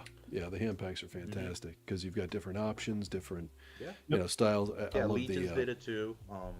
And again, too, it's nice in the sense that the people that don't care, they're not kind of stuck with it, and the people that do care and want to have that have the option of getting something like that. So, I think that might be the best way to go about something like that. There was a Storm Collectibles Luke I purchased that had 14 hands. That was a little too much in my opinion. That was like that's outrageous. That's Mayfek right there. I think Mayfek gives you a good like 6 pairs of hands, no? Or actually, they probably do give you 6 pairs. Yeah. Yeah. Because I remember they actually have like a little pegging. Thing that you can store the hands on. Yeah. Yamaguchi, Amazing Yamaguchi does that too. Or at least Yamaguchi. And see, that's one of those toy lines where it's like you sacrifice too much of the sculpt for the sake of articulation. Right. Like, yes, you can get those figures into crazy poses, but you're killing the overall look aesthetic for me at least, right? It's just too choppy for me.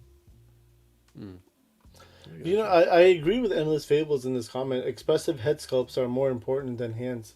I agree. 100%. Yeah, that's what was that I'm really liking with Savage Crucible. Especially with the Varnox, Naraka, other characters that are coming. Getting an expression, something more than just like a static, serious face or whatever have you. I think is great. So I agree with that 100% too. Yeah. Now, what do you think about faceplates? What are your thoughts about faceplates versus the whole head? Right, a lot of companies have been shifting to the faceplate thing, where they just you remove the face and not the whole head. I get it. I get that that it works real well for like if you want to repurpose that helmet. It's a great option to have because you just create a new faceplate to go on that. But I think, speaking from what Rob has shared with us too, I believe that it's the same space on a plate for a faceplate versus a complete new head sculpt. So why not just go ahead and just create that head sculpt, and just kind of have that. We do have, the option of, popping the heads out of the helmets, if you know kind of how to go about doing that. So there is versatility with that, and you can tell it, kind of kit bash that. But I don't know. I mean, never say never, right? You never know what might work really well for a specific type of figure. It might just be that, a faceplate just works way better with some specific design. So we might end up going down that route, even if I don't think we will. So. I mean, like the SH Figuarts, Bandai, they do the faceplates thing, and they give you like 2 different head options, and then they'll do multiple face plates, and then even like other figures will come with like different face plates for a different figure. Isn't Todd doing the face plates now as well? I think so, actually. I'm pretty. Yeah. I mean, even Classified, the Scorpion guy. He's got a faceplate that you can put on him too. So even the Classified line. That's true. I saw that on sale the other day. I'll have an open mind. The one thing that I feel like is a little overkill is like the new stuff that have like the eyes that you can adjust. Yeah, they did And that. that to me is like, yeah, you can like fix the eyes. It's cool. It's cool. Don't get me wrong, but Yeah, but I that's a feel little like we're too getting a much, little I into feel. the doll. Yeah. You know, Yeah. we're getting into doll territory, at least for me. It's all Well- fun and games till your magnet's not working and they get Yeah. that amigo pose or amigo. Yeah. They're both looking. Yeah, cross-eyed and shit. Yeah, but here's so when you mentioned doll, right? So let me ask this question. So what is a doll versus an action figure? So these new figures, like LPZZ or UPC, whatever you want to call them, have the movable eyes. I mean, what was it? Whaleworks Toys, whoever made the Chun Li figure, right? Bobby, if you dress an action figure, it is now a doll. Well, that's a Mezco. That's a third I was party. just about to say, I'm like, Mezco falls a little more into a doll category for me. Does it really you know? though? Make my point for him. And that's the thing. But for me, it's like I like soft goods, but I like minimalistic soft goods or soft goods that kind of work for the action figure, right? So, with that being said, like capes, right? 100% capes, soft goods all the time. Let's do it. Tabards, right? Like if it's an overlay or something like that that goes over the figure, I'm totally down for it. But we're getting into like pants and shirts and jackets and stuff like that, and then you can like change them and swap out new stuff. See, there you go, Don. I mean, listen, I will still Calls you say Mezcos are probably still one of my favorite figures to collect. And because again, the soft goods they give a power to the figure, like even 100%.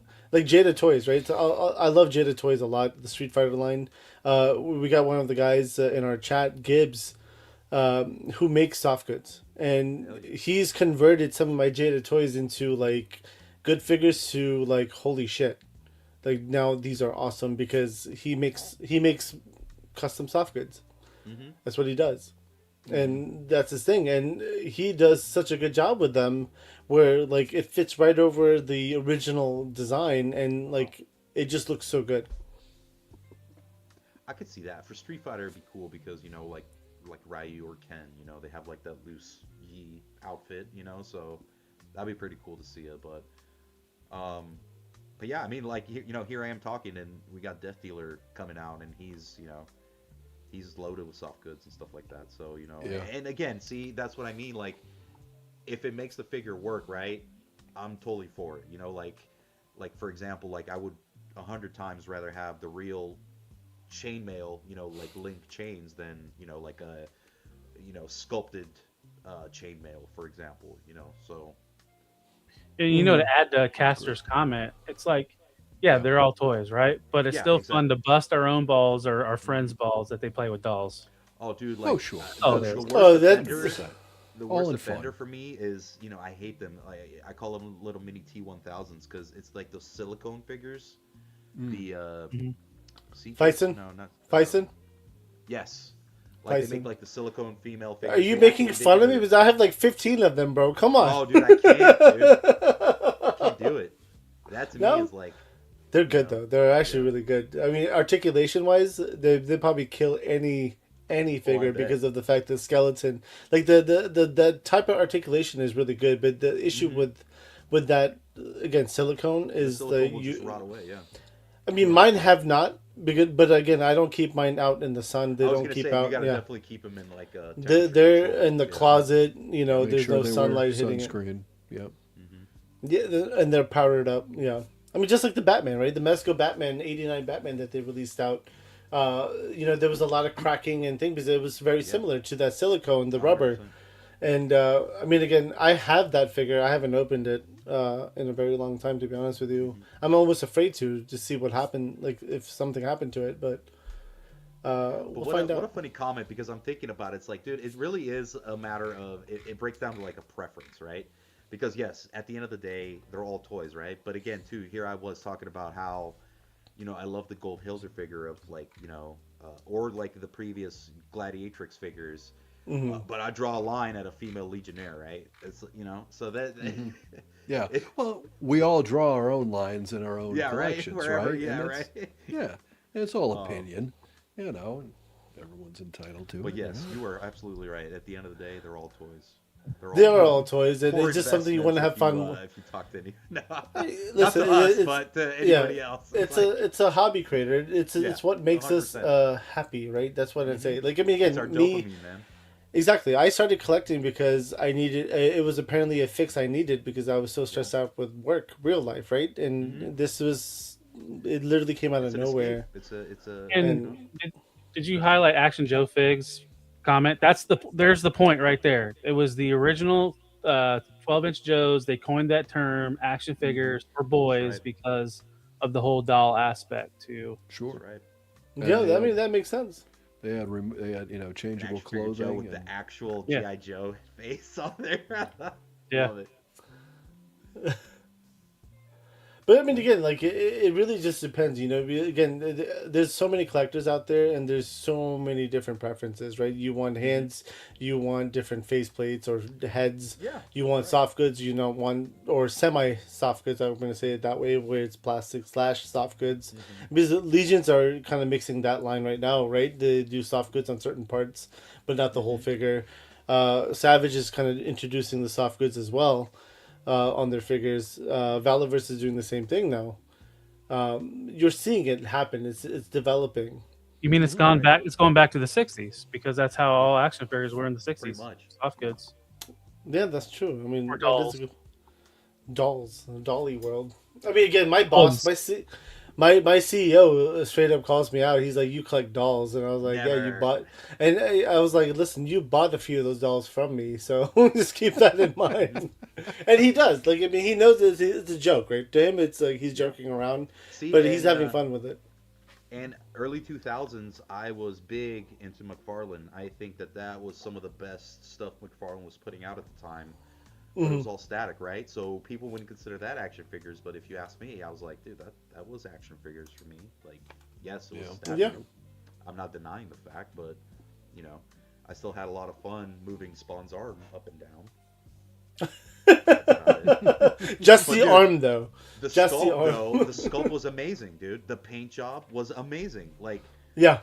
you know, like I still to this day have diorama pieces from his Spawn line that I've kept just to use with action, you know, with different figures and stuff like that. So,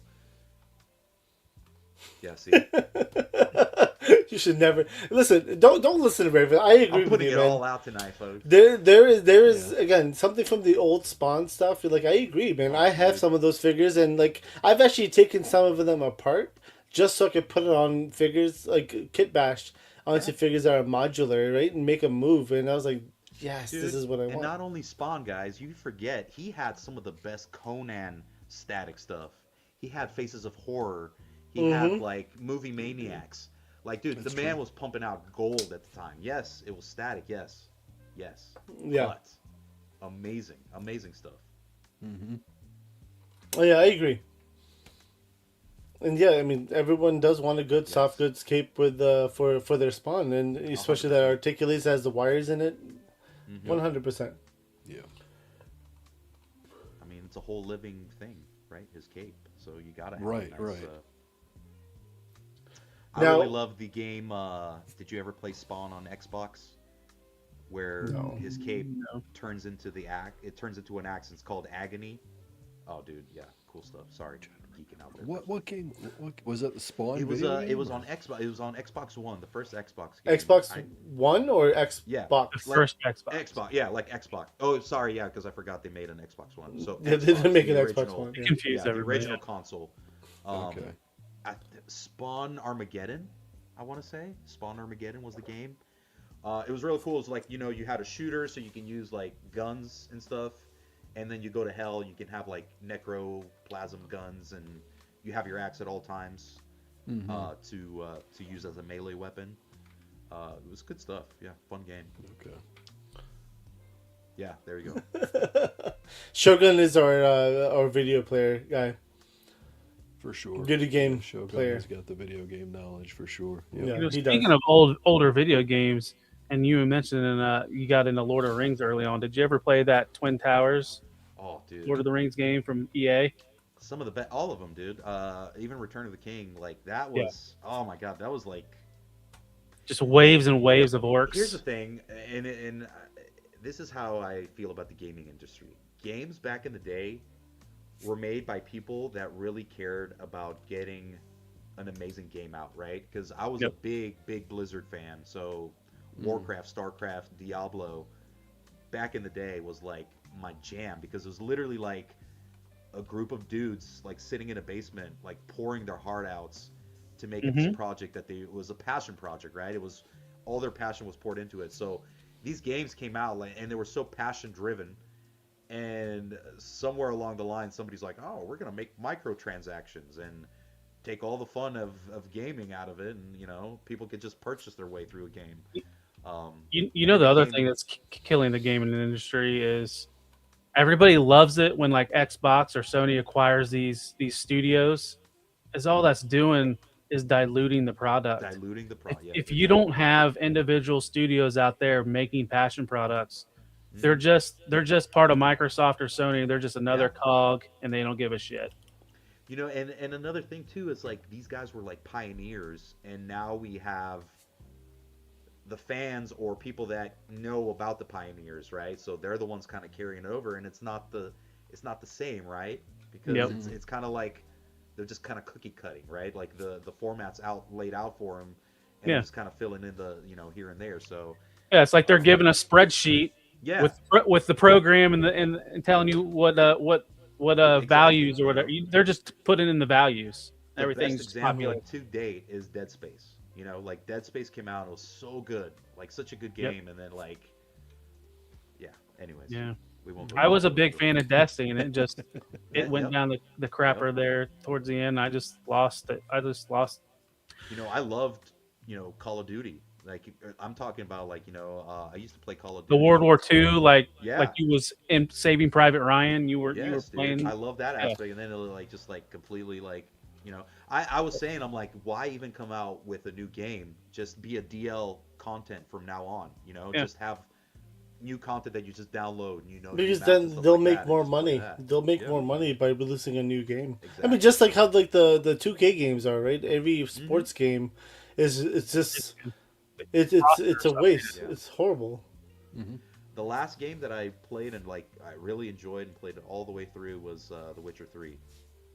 The Witcher 3, okay. Yeah, okay. Yeah. That was excellent. The expansions, I grinded on that game, and it's funny because I love that game so much, and there's been I want to say 2-3 times where I'm like, oh, I'm gonna play from the start, and I get through the tutorial and I'm like, there's no way that I have enough time to dedicate to this game. I just can't do it. I game for 20 minutes every a month and a half. That's how I get. That's all that is. The best game right now for me is Far Cry because it's such an easy game to just pick up. Right? It's fun. You can play it. You can put it down and not come back to it forever, and then just play it on and off. It's it's a very easy game to kind of just be lax with, But yeah, Witcher 3, Oblivion, anything like that. I'm like, dude, I don't have the time to dedicate to it like I used to. Stu, do you need a diaper, or are you talking about Double Dribble was a old game back in the day. I remember that. I know. That's from the original NES. Yeah. That was the original Nintendo, right? Mm-hmm. Yep. I had that game. The screen would come on and it would go, Ribble. I love that. Dude, I used to love Parappa the Rapper on PS1, dude. Oh, yeah, I remember. Parappa the Rapper. What? Final Fantasy XI took a decade of my life. Oh, wow. Earlier, right, the guy was talking about Resident Evil. The Resident Evil games were a big jam of mine. Yep. I mean, it got a little crazy. What was it?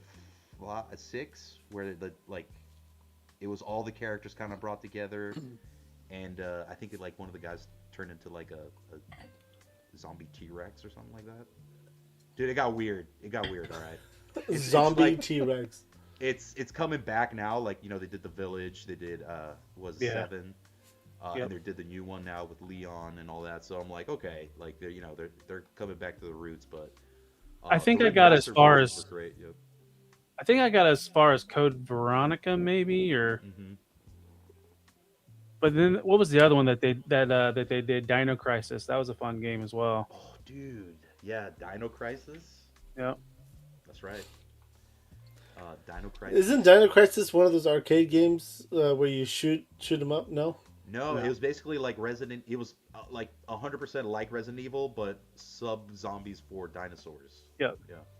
That's what I'm saying. I'm pretty sure it was in the arcades though, with like you sit in a booth and like shoot Dude, around. the one you're thinking about is Dinosaurs and Cadillacs. That's the one. Okay, because I played that with my kids. I remember that too. Lou. Oh my God. There was a Jurassic Park game. Ooh, Yes, wait. I remember that game. Oh, yeah. I do. I hadn't thought of it in decades. They even had an until now. animated series for that. Yes, they did. Didn't they have like a Turok. samurai series that was like Resident Evil 2? Was it Oshimishu? Yoshimitsu Yeah, or something like that. Where you Which was a samurai and you McFarlane were did figures for you. okay. Yep. Yeah, that one. Time Was, Crisis. Yeah, That was Yoshimitsu, Time that was another Crisis. one. Dude, who remembers?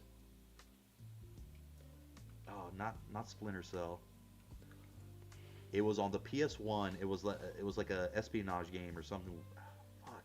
You had a taser. That's all I remember. You had a taser. You could literally shoot the taser at the guy, and if you kept it pressed for a long period of time, the guy would like combust in flames. was it Siphon Filter? Siphon filter, yes. Siphon filter. I was gonna say Leisure Shoot Larry, but okay. Yes, Dude. that one. That's too. a different type of taser, Abby. Yeah, Oh no. Oh no. that's a phaser. How do you know about that, Stel? Just kidding. You're from Europe. I know you know. He's out. All right. I do have another question for you. Yes. We have to end it with toys, and we do have a giveaway still to pull. So, Holy shit, 2.5 hours. I didn't even realize how long we've been on here. I thought we were like Yeah. an hour on here. I know, it flies sometimes when you're having Yeah, fun. it does. Again, hit that Articulate Empire if you want to have a chance to win the giveaway. Which figure line is the most overrated right now, in your opinion? Didn't you already ask that question? Yeah, yeah, you asked Did me I? that, no? Yeah. Yeah, you did. We said Mayfek and Mezco a little bit. Oh, well, shit. Yeah, I think that was like the last question, and then I was talking shit about Mezco and Mayfex, And we then you just went to video Just games. ventured off into, Yep. All right, well, then dolls. We had a here's little doll side conversation there. and dollies. Yep. Yeah. We went for a while. All right. Well, then here's another question. Which figure did you buy and you instantly regretted?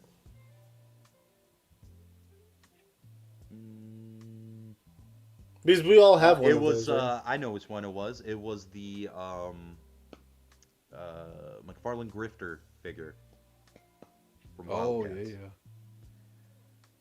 I like the head sculpt and all. It was That's the the one that Batman, right? The Batman. Yeah, with it's the the one. It's uh-huh. the one that kind of has like that red mask that just drapes Yep. over the face. It's almost like a Cobra Commander style I'm fine thing, too. The hands were frozen on him, so like I tried to like move the wrist and I like kind of messed it up.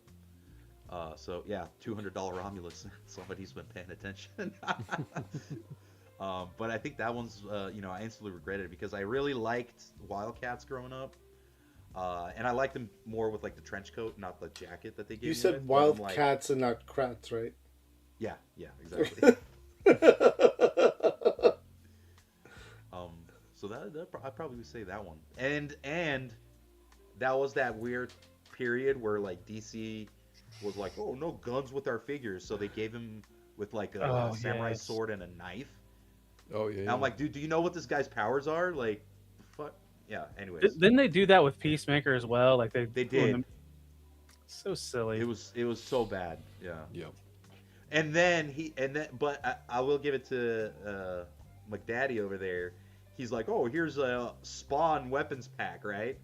But all the weapons were for like the DC character. Right. So he molded them. It's just he didn't put them on the He back. just couldn't do I mean, it. that was strategic, right? That had to be strategic for him, though. Smart I think move, that was yeah. him just figuring out a way to go around the DC gun ban or whatever was going on at the time. Mm-hmm. I think it's lifted Makes now too, sense. though. Yeah. Or I does think they got rid of it. McFarlane say 12 and up or 14 and up on his package? I've never really paid that close attention. Yeah, me neither. I've never. I don't think. idea, I have no I don't idea. think yeah. so. I don't have a think new it's 4 and up. McFarlane. I don't think it's Yeah, I four haven't. and up Yeah, though. It has to be more it's than that, been dude. a really long time. Their plastic was it was sharp, so I'm just I pretty sure wouldn't think that's it's four. what Marvel and Classified. That's Hasbro stuff. Is 4 and up. Okay. Yeah. Mhm. Yeah, I do know that Hasbro uses like their plastic is specific made for like if it's like ingested or something, it can be, you know, it's not deadly or harmful or whatever. Right. I mean, you shouldn't put any plastic in your mouth in general, though. But Yeah. Initial Goose Creations is asking, what would Kid Stell be most proud of adult Stell? I think kids though would be proud of the fact that I kind of maintain something that I really have a passion for. You know, like we talked about this a little bit earlier. You know, it wasn't, you know, action figure collecting, fantasy, comic books, all that. It wasn't something that, you know, you were out in the open about. You know, not necessarily that, you know, it was bad or anything like that, but it just wasn't the cool thing to do, I guess. You know, so. Yeah. Mm-hmm.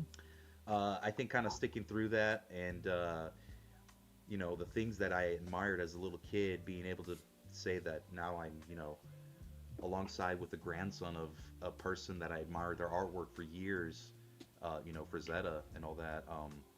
I think Kid Stell would be really proud at that. Very cool. Very cool. As he just watched, Yeah. he watched open mic. With Out of Jenna- context, that sounds worse than what it is. Jenna does like to put little plastic things in her mouth. I agree. Yeah. But let's bring this back up. Where the giveaway. Let me bring myself. Bala, bala, bala. We're giving away the Special Warfare. Thank you to Articulated Empire for this one. Hashtag Articulated Empire to get a chance to win this. You have to be here. You have to be subscribed and send me your details to the winner on Instagram or email at figurefightclub@gmail.com. do it. So we're gonna pull this thing. Do it. I mean, I was We're gonna gonna give just give it like everybody a 30 seconds, but yeah. All right, guys. If it doesn't move in the next 10 seconds, I'm gonna pull it. There you go. If you guys haven't put it into the chat yet, do Now's it. the time. Hashtag Articulated Empire. I hear Shogun saying pull it. So let's do it. Good luck to everyone. Hang on, we got a Best of couple luck, more everybody. popping Oh, in. we got another one Give- there. I'm waiting. I'm waiting. Oh, It hasn't. Oh, there there it it is. is, There's yeah. this. There it There, it is. just moved. It just moved. Hurry, guys. I'm watching the chat. We had a couple. Should I wait? Should I pull Jump it? in. Yeah, we're gonna give him another 10 seconds. Okay. Maybe Lou, we should just give tell him me a when to media pull it. asset. Maybe we should give him a media No, asset. no As soon media as the media assets. ass- Not no yet. fun for Lou. No. Oh, it fun got for quiet Lou. for a second. I thought Lou Just- popped it. Just No fun for Lou. Yes. no fun, Not no yet. fair for Lou. That's how this. It doesn't work that way, Lou. You know. People are gonna put like Oh, but it does work that way. umpires. Yeah, we can make it work that way. No, we cannot. All right, I'm gonna pull it. All right. Good luck to you all. luck, Good luck. everybody. Just like right from Valhalla said, good luck to all. I mean, I should have a button for this. Dun, dun, dun, dun, dun, dun, dun, dun. Cool, Ray. Congratulations. Hit me up. You have won before, Yes. but you got to remind me. So definitely hit me Alright. up. It's cool right Congrats, here man. still. That's the other He thing. should. You gotta I be think in the he's here. chat.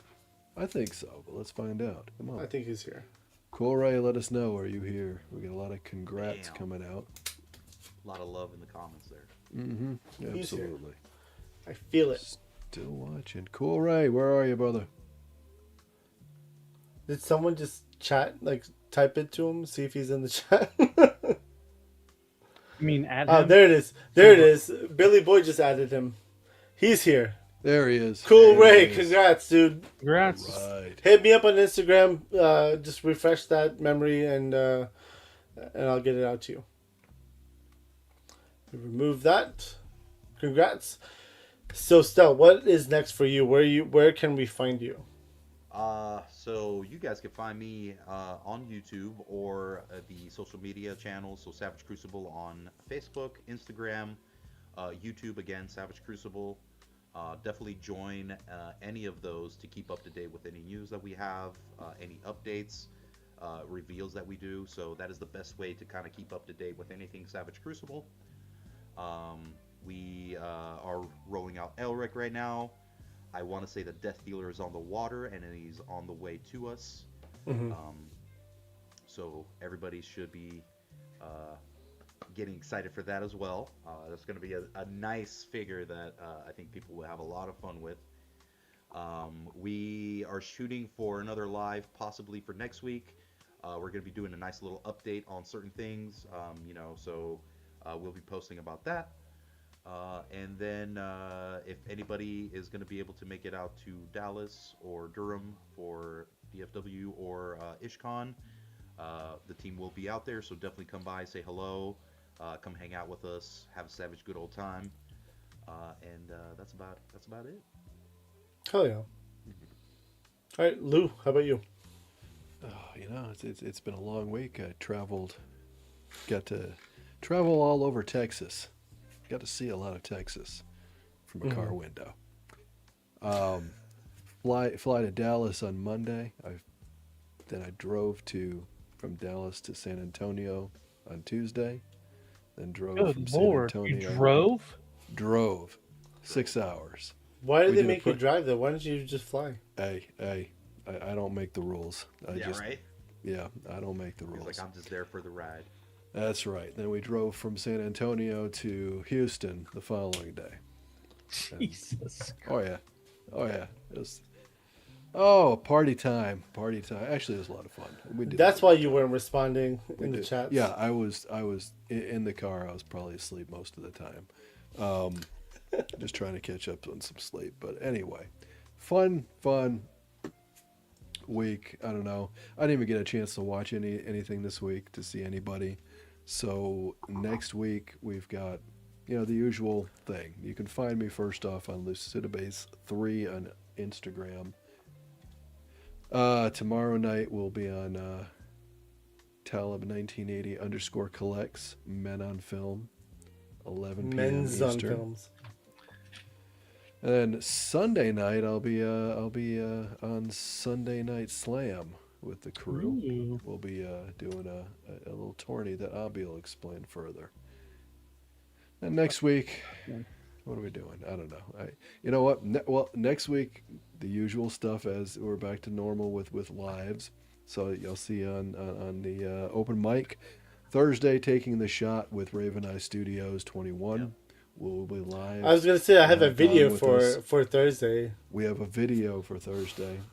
Thank you very much. Get the lighting just right. Pick your character. Set the props in motion. Find a dope. Take the shot.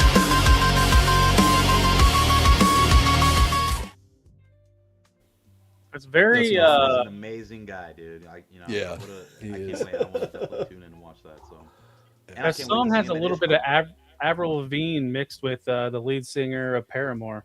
Yeah, I was gonna say that was Feel to it. I was going for a Spirit Box feel, but okay, fine. Yeah, Avril Lavigne it is. I can see that too. Yeah, that's okay. I like Avril Lavigne. I don't. Oh, and Lou, thank you so much for showcasing one of my photos yesterday too. Shot too, man. I appreciate that. Thank you. You are very welcome. I'm glad to be able to do it for sure. Want to do more of that. The whole idea is to get everybody's photos out and be able to show them off to everybody. It's because he collects dolls, and we'll talk about that. I'll put we'll discuss that. He'll for show sure. off his doll collection. Yes, let's do that. That sounds like fun to me. Anyway, I missed everybody this week. It was great to be back. And Stel, thank you so much for hanging with us. Of course. One of these days, I need to get you on my show. We can talk photography for a few hours. Hell yeah, I love that. Yes. So we will work on that as well then, if you're able to. That's it. That's all I got for me. Why don't you take it away there, Talib? Well, you can find me, the whore of the internets, at Talib1980_collects, where I'm on TikTok, Instagram, X, Facebook. I am posting And like only news- figs. Don't forget. well, soon. Hmm. I am posting like toy news photos every day. It's either When he action. says every day, it's like 12 to 15 times a day. Just throw Yeah, that out there. it's a lot. A lot of third party Transformer stuff, action figure stuff, official Transformer stuff. So a little bit of everything. And then Monday on Figure Fight Club, 10:15 p.m., we do a show called Decepticast. It's a Transformers focused show where we do news, topics, and we are reading the Energon universe as well. So we're reviewing that. It's like a little mini book club. Yeah, Action Joe Figs. I have enabled him a few times with some of my stuff. Let's see. Next up on Tuesday, I'm on Figure Fight Club as well with open mic night. Oh, and early in the morning, I have a live pre-record of all the news images that drop. We do a slideshow live pre-record, so that drops at 1 a.m. on my channel. And then Wednesday night, I am part of 3POA's Midweek Madness, where I hop in the middle of the show and do the mid-show Transformers report. Then Thursday, I'm back to my channel. We're doing blocky builds, and I got one blocky left. So what are we going to do after that blocky? I don't know, but we're going to still go live on Thursday nights at 10:30. Friday, Plastic Journey, 9 p.m. And then, as Lou mentioned, Saturday night, back to my channel at 11 p.m. for Men on Film. Where this week's episode, our topic is movie villains, worst movie villains, and we got Laser Pants as the guest, so it's kind of fitting, I guess, right? He has a reputation, so I've heard. Are you calling him a villain? Is what I'm hearing right now. I don't call him that, but there might be other people out there in the world that does. But yeah, that starts at 11 p.m. and two of these fine gentlemen that are on here, Lou and Avi, are part of the panel. So check out. We got a little surprise too, so tune in tomorrow night. Hell yeah. I guess, again, as these guys said, Monday we have Decepticast, Tuesday's open mic, Thursday's Taking the Shot, Friday's Plastic Journey, and then next Friday our guest is going to be... We're collecting action figures in a world that don't make sense. We all share the addiction, we are not so innocent. From the aisles to the shelves, we all share the same quest to collect them all, not go broke and do our very best. Welcome to the Plastic Journey Podcast. Khalil, Caster's Corner, will be joining us as our next VIP for Plastic Journey. And again, it's Saturday, we are going to be on Melon Films. Sunday is our wrestling show. There is very rare opportunity to talk about toys during that show, but we will eventually talk about it. But this Sunday, this Sunday we will be covering the greatest male wrestler of all time. We have some guests like Lucifer over here joining us, Stu for Lunch and Pac Photos. Of course, Shogun and I will be the hosts. And the chat, we're stealing Talib's idea here, completely stealing Talib's idea, giving him credit for it though, even though he stole it too. But it's out there. It's a website. But we're giving you credit for, at least I'm the first one to see it on YouTube from you. So giving you credit completely for this. We're doing tournament style brackets where we will have the chat has a vote as well on the greatest wrestler of all time. Everyone had a chance who are on the screen will have a chance to pick 6 wrestlers, and we'll vote, see who wins, and everyone can argue and have a good time. That's a lot of fucking shows though. Try it. Right. Try it. Tal looks like he's 7 foot tall though, bro. I don't know if I should try it. Yeah. But again, Estelle, this was a lot of fun.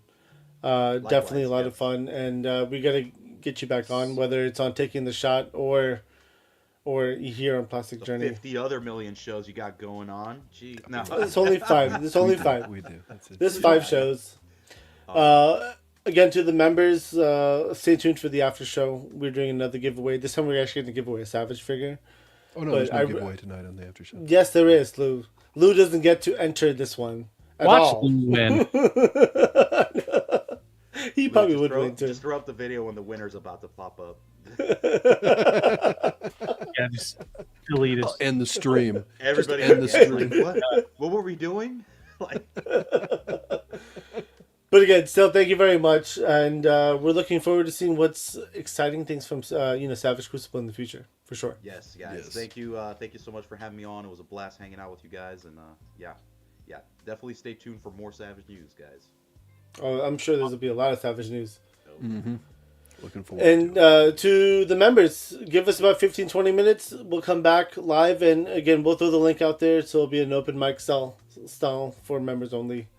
We'll have some fun with it. Have a good night if we don't see you again, and peace out. Good night, everybody. Good night. Peace. You didn't hit the button, Talib. You always say I didn't have it prepped. Hold on. Hold on. Cut him off. Acknowledge me!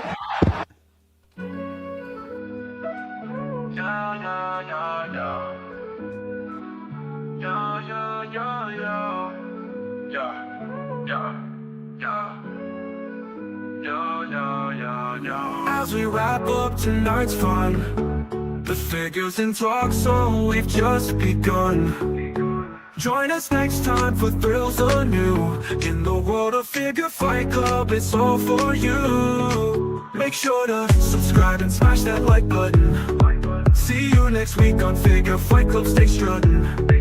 This isn't goodbye, it's just to see you later. In the meantime, go check out another creator. So keep your figures on display until we gather here someday. Remember the tales and the laughs we shared. Here at Figure Fight Club, you're treasured and cared.